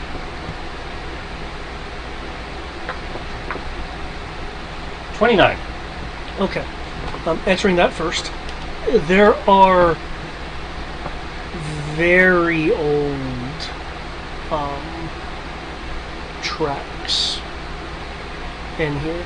Clearly, whoever got here never made it out, or else there would have been word. Okay. But yeah. When I say old, with that 29, we're talking like a number of generations ago, possibly like prior heroes kind of thing. But the area in here is so well preserved that you can still Yeah. Oh. Yeah. Okay, he picks the direction, the echo goes first, just in case, and... Okay. With that roll, the direction you initially chose, you certainly have a good feeling about,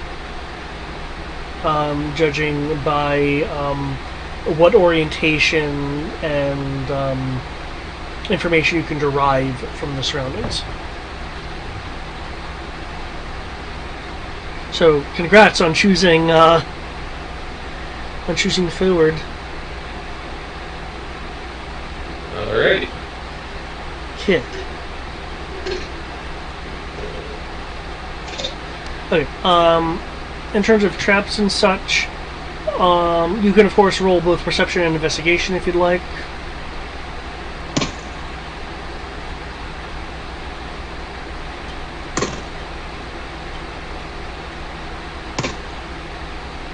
Perception is a 30. Nice. Traps is a 15. Or investigation is a 15. Okay.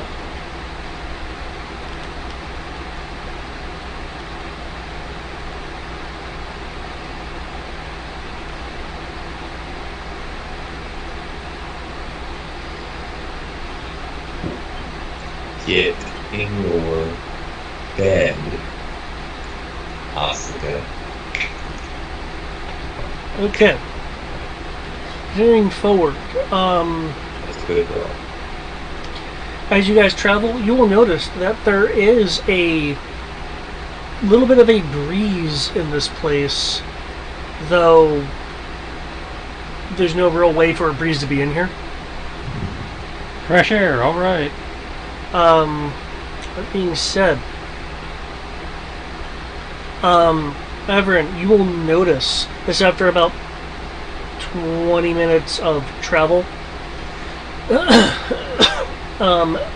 that there is a stretch of ground along a slightly curving corridor of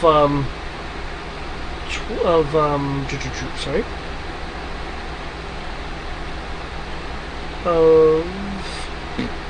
come on,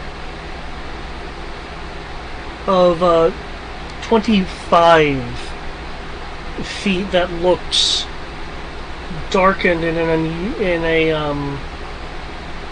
unusual way. With the investigation roll, you are thinking that the ground at some point was molten and then cooled down to no longer be molten. It's suspiciously isolated to what appears to be a 20-foot stretch along the slightly curving corridor of clay-like wall, save for the molten ceiling that provides light and presumably heat. Okay. We'll pass all that along.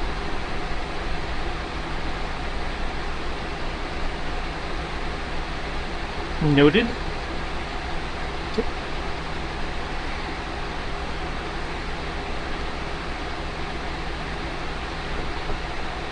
Not entirely sure what to do with it yet, but noted. Yeah, Okay. Are you guys wanting to continue on? Stop short? Kind of slowly stopped short after we came all this way. Okay.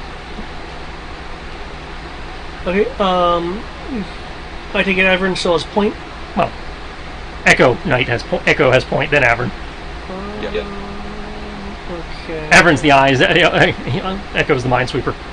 Okay. Is your Echo actually touching the ground? Yeah, he's walking. Again, he's trying. Okay. If there's something to set off, he is trying to be. Okay. In which case, I will need a dexterity roll with advantage. Because your Echo has been empowered, so he's going to have advantage. Well, that's a magical thing. He had advantage anyway. Oh, well then. Dex. So his big advantage roll on Dex is a 13. Okay. As you are walking along the ground, and people will definitely notice this. The burnt-looking ground, the kind of dark-looking ground, becomes molten. Well, he only has one hit point, so he's gone.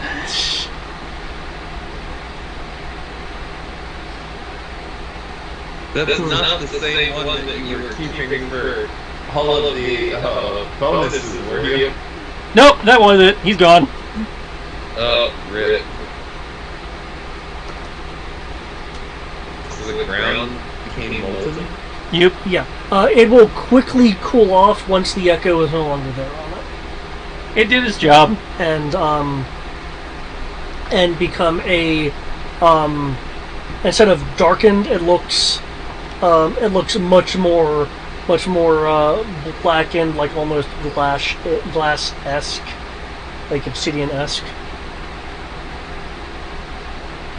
Is there areas that don't look like obsidian?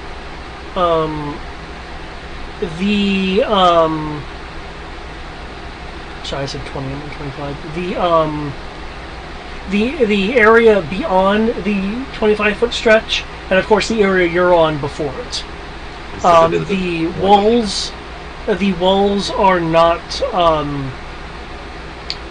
do not look darkened, and of course the ceiling is red and molten because it's providing heat and light. 25-foot stretch, you say? Yes. Oh, well then. If I get a running start, I can clear it. Good for you. I don't know what you guys are going to do. I can probably carry the small one.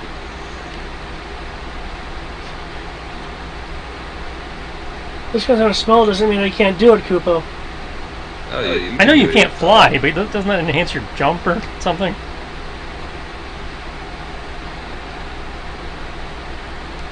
Me? No, the Moogle.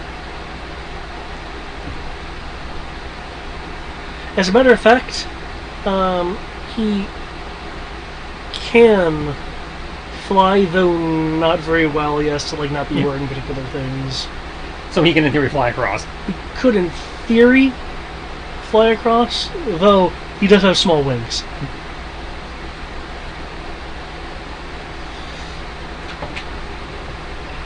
Take some chalk, mark where the trap zone, in theory began. Okay. Since I'm not sure which tile would have, since I don't know if we know which tile set it off, I can at least mark, where. It appears to be clear that there is a particular stretch of darkened ground. Yeah. That seems to delineate where it is. Okay. So, Everett, are you wanting to hop across? No, I'm trying to wait to figure out what everyone else is doing. The queen will the queen will see. Perhaps there's something on the other side that could help us. Oh, that's fair. Alrighty, I'm gonna give it a jump. Step back about 10 feet and get a running start. Yep. And I just barely make it with my range of 28 feet horizontally. You run, you jump. There's not anything unusual that would require a roll here. So with your natural jumping power, you jump across. Anyway. Alright, like to look around. Yeah, you can look around. You can make a roll if you'd like, or you can rely on your super duper high passive. We will. Well, my roll only comes out 8. I get advantage. I'd say if you roll, then you don't get to use your passive. Yeah. But I get advantage on the roll. Yep. And it's on all my rolls right now. Yep. That is going to be 18 on the dice, plus 15, 33. Okay. You will see buried in the clay-like wall to the east is a blue crystal that appears to be frosting the either frosting the air a bit, or perhaps just some level of thermal effect as it is up near the molten ceiling, and you're seeing wisps of evaporation coming from it.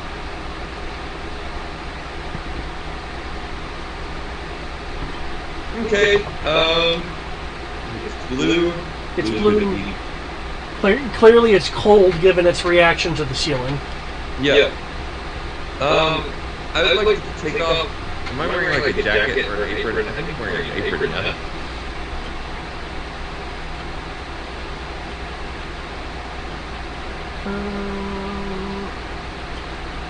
I don't see an apron in your depiction, though you do also have what you have here for your Oh, your I've inventory. got gloves. Yeah. Never mind. I'll just grab it with my gloves. Okay. I will need a athletics roll if you want to, just kind of wrench it from the wall. And once again on my athletics, I can roll a natural 20. Okay. Skoosh! You pull it out of the wall. Bits of clay fall to your fall to your feet with it. Well, you see, the strength in your legs is apparently also transferred to your arms. And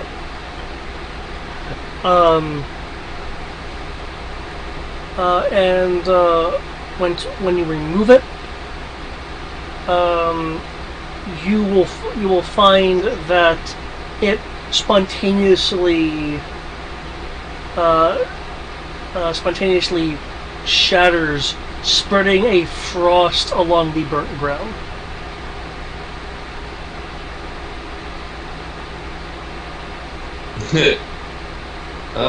Guys, that might be your exit. What? There's frost now on the ground. Oh. Try. Go, go, go. As people move across it, it will be moltening like basically a tile behind the last person, melting the frost as it goes. But you are able to safely traverse it. I don't know how we're getting back across, but When you just hit the button again? the button was a crystal and it broke. Yep. We'll burn that bridge when we come to it. The bridge will burn us when we come to it. Oh, I'll burn you.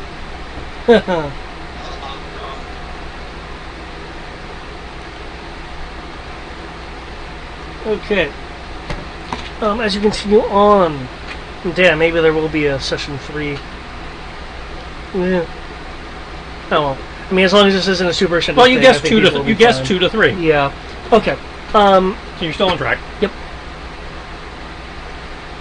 You enter a cool feeling chamber. Not cold, just, cool, comfortably cool. Chamber. On the side that you're facing when you enter, it is reflective. It's mirror-like instead of the excuse me. Instead of the clay-like walls that you've been seeing. Though the walls of this place, save for the mirror-like one, still has the same consistency. The ceiling is still the red molten with the heat and glow. But it's mirror-like to the point of reflecting. Reflecting the room and this you guys. For those with a passive perception of 20 or higher,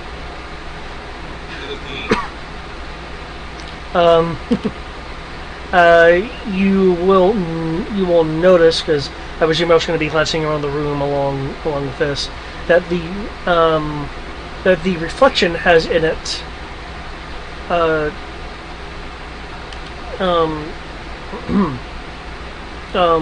two things that you are not readily seeing in this room. One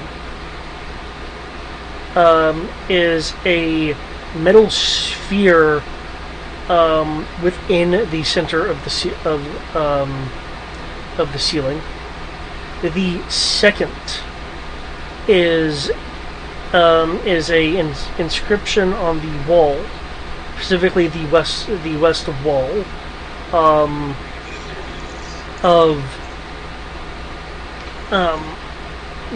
you don't need any special training to recognize what it is in a general sense. Musical notes.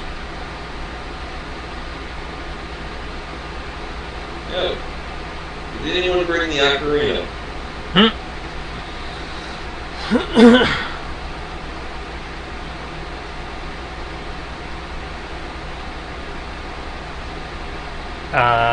Nope, I am not a musician.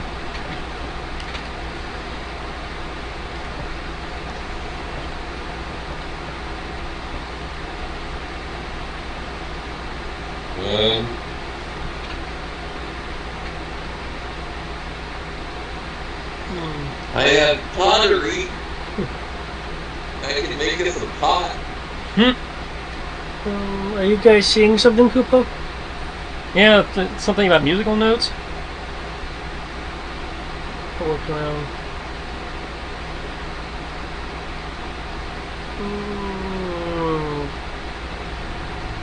Huh. I don't see any. Like, he's looking at the walls and stuff. It's in the reflection in the western wall.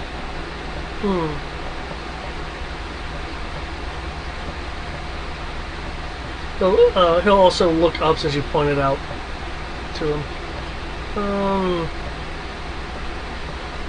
I don't see the metal sphere either, unless it's beyond the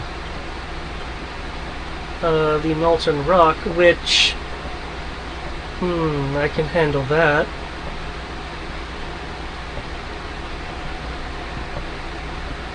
Unless, of course, you think the walls, the ceiling's just gonna fall on us if I mess with it.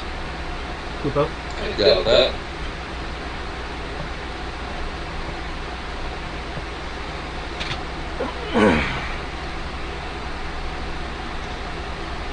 I'm pretty sure Moogles have 13 lives.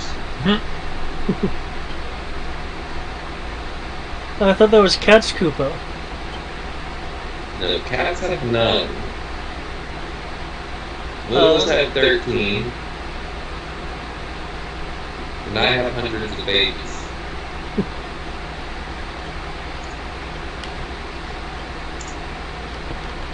Alora will look indignant at the possibility of a cat joke.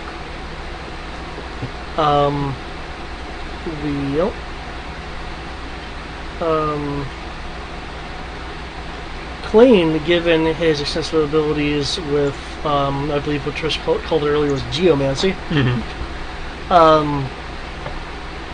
will take a stance and make some kind of movements to part the molten part of the ceiling. The sphere will fall to the ground unless someone catches it, and he'll like carefully move it back into place. Okay, nothing drift, Koopa. Awesome, Koopa.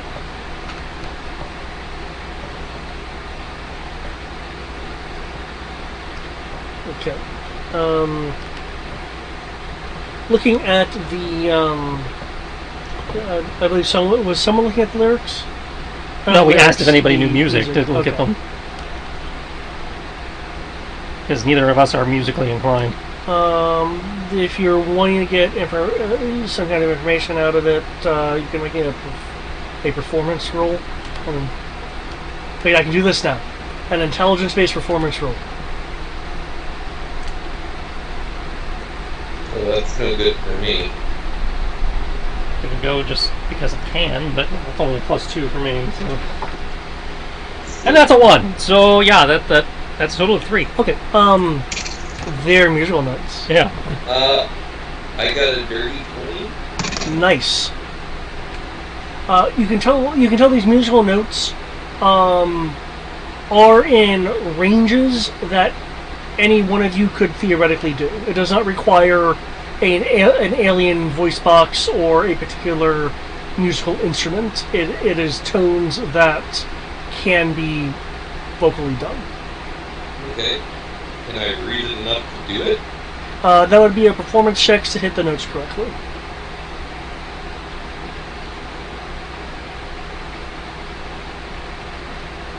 Alright, let's take a shot at this. Never a bard around when you need one. Another dirty 19. Okay. Which would bring your total up to... 30, 19, so that's combined. Okay, 19. So Okay. 5 plus 14. I had a 19 on the last one, plus 1. You're performing the notes. Since I don't think anyone mentioned they caught it, the metal sphere on the ground begins to vibrate, though you must not be hitting the notes quite right because eventually the vibration will stop. You got real close though. So we're looking for a 20 in a check nobody is proficient in. Okay. Yeah. Princess, are you good at singing? I'm a queen and...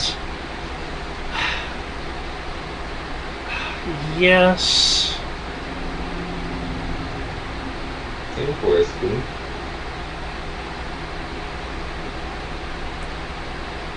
I don't want to be known as the singing queen. Well, you also don't want to be known as the queen of nothing.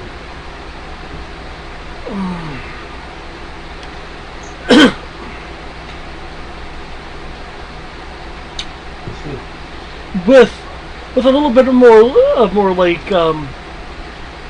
it's clear she's more not wanting to do this because there are people around. Okay. Looking at Taliesin, go ahead and get the camcorder ready. Mm-hmm.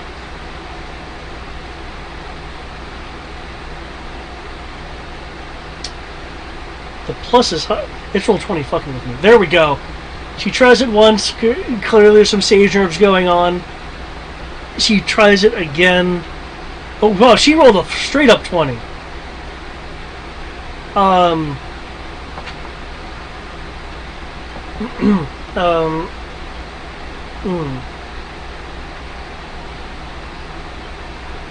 Shimmy.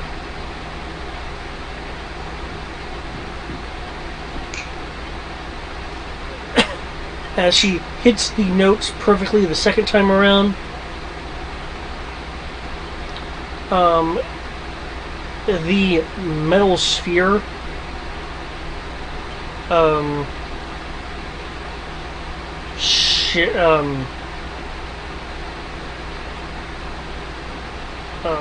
sorry, it basically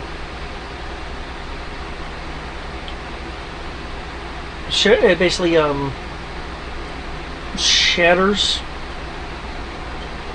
The fragments going into the glass like wall, shattering the glass like wall, revealing a path forward. As for the notes themselves, can I get a performance, history, or religion roll?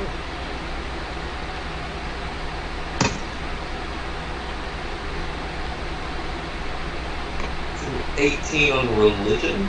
Okay. I don't know if Taliesin wants to roll anything. He doesn't have to if he doesn't want to. Nah, I'm not good at any of those, so I don't Okay. think. Okay. The notes I thought sound. you were good at history. No, that's Ro who's good at history. Yeah, that's really good at history. Taliesin isn't super good at history. Oh, no, you're good at Arcana. Yeah, it's like he's good at Arcana, yeah. With the religion roll, the notes sound familiar to you.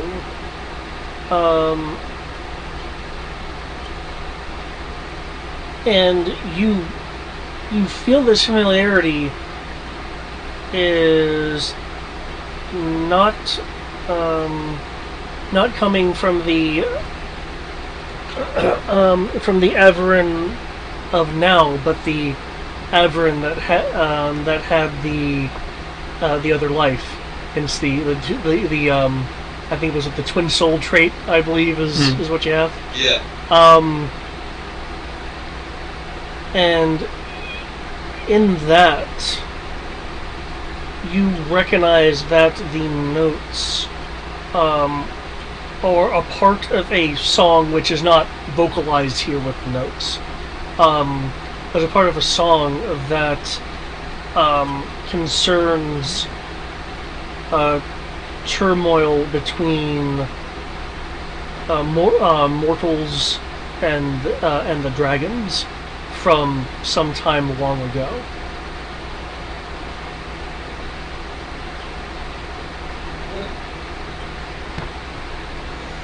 I will pass that little bit of knowledge on to the party. Alora will shrug, not really knowing what to do with the information. Yeah, same.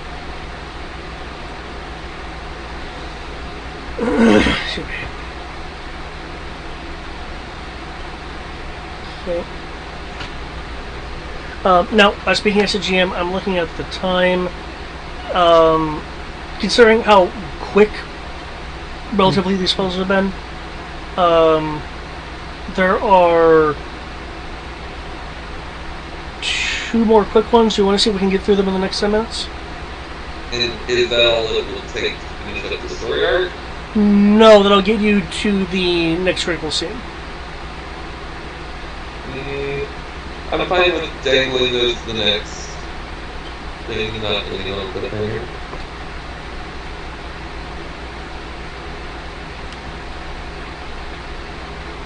We might have more brain power next time. There's a chance the Sierra will show up. Well, I know what people's feelings are on the.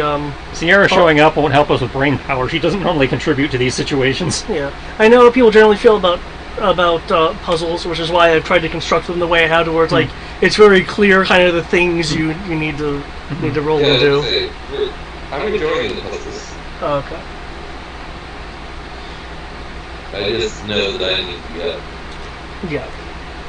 at work. And I'm bored silly, but if we're if we're ending here, we're ending here.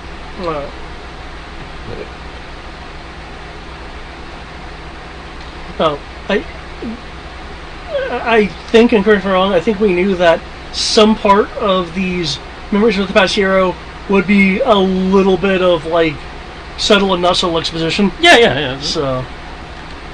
Yeah. Which is why I'm not making a big deal about it. It's like, this is stuff that needs to be done. It's just,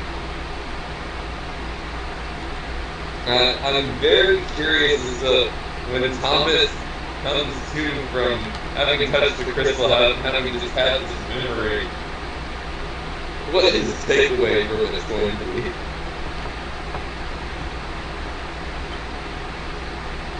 That's going to be very interesting.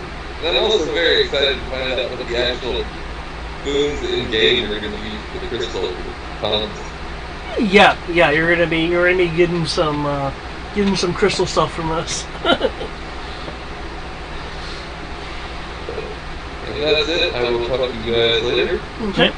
And do note that even through the flashbacks, you guys are accruing experience. So, I mean, you guys aren't level 20 yet, but maybe by the end of this, you will be.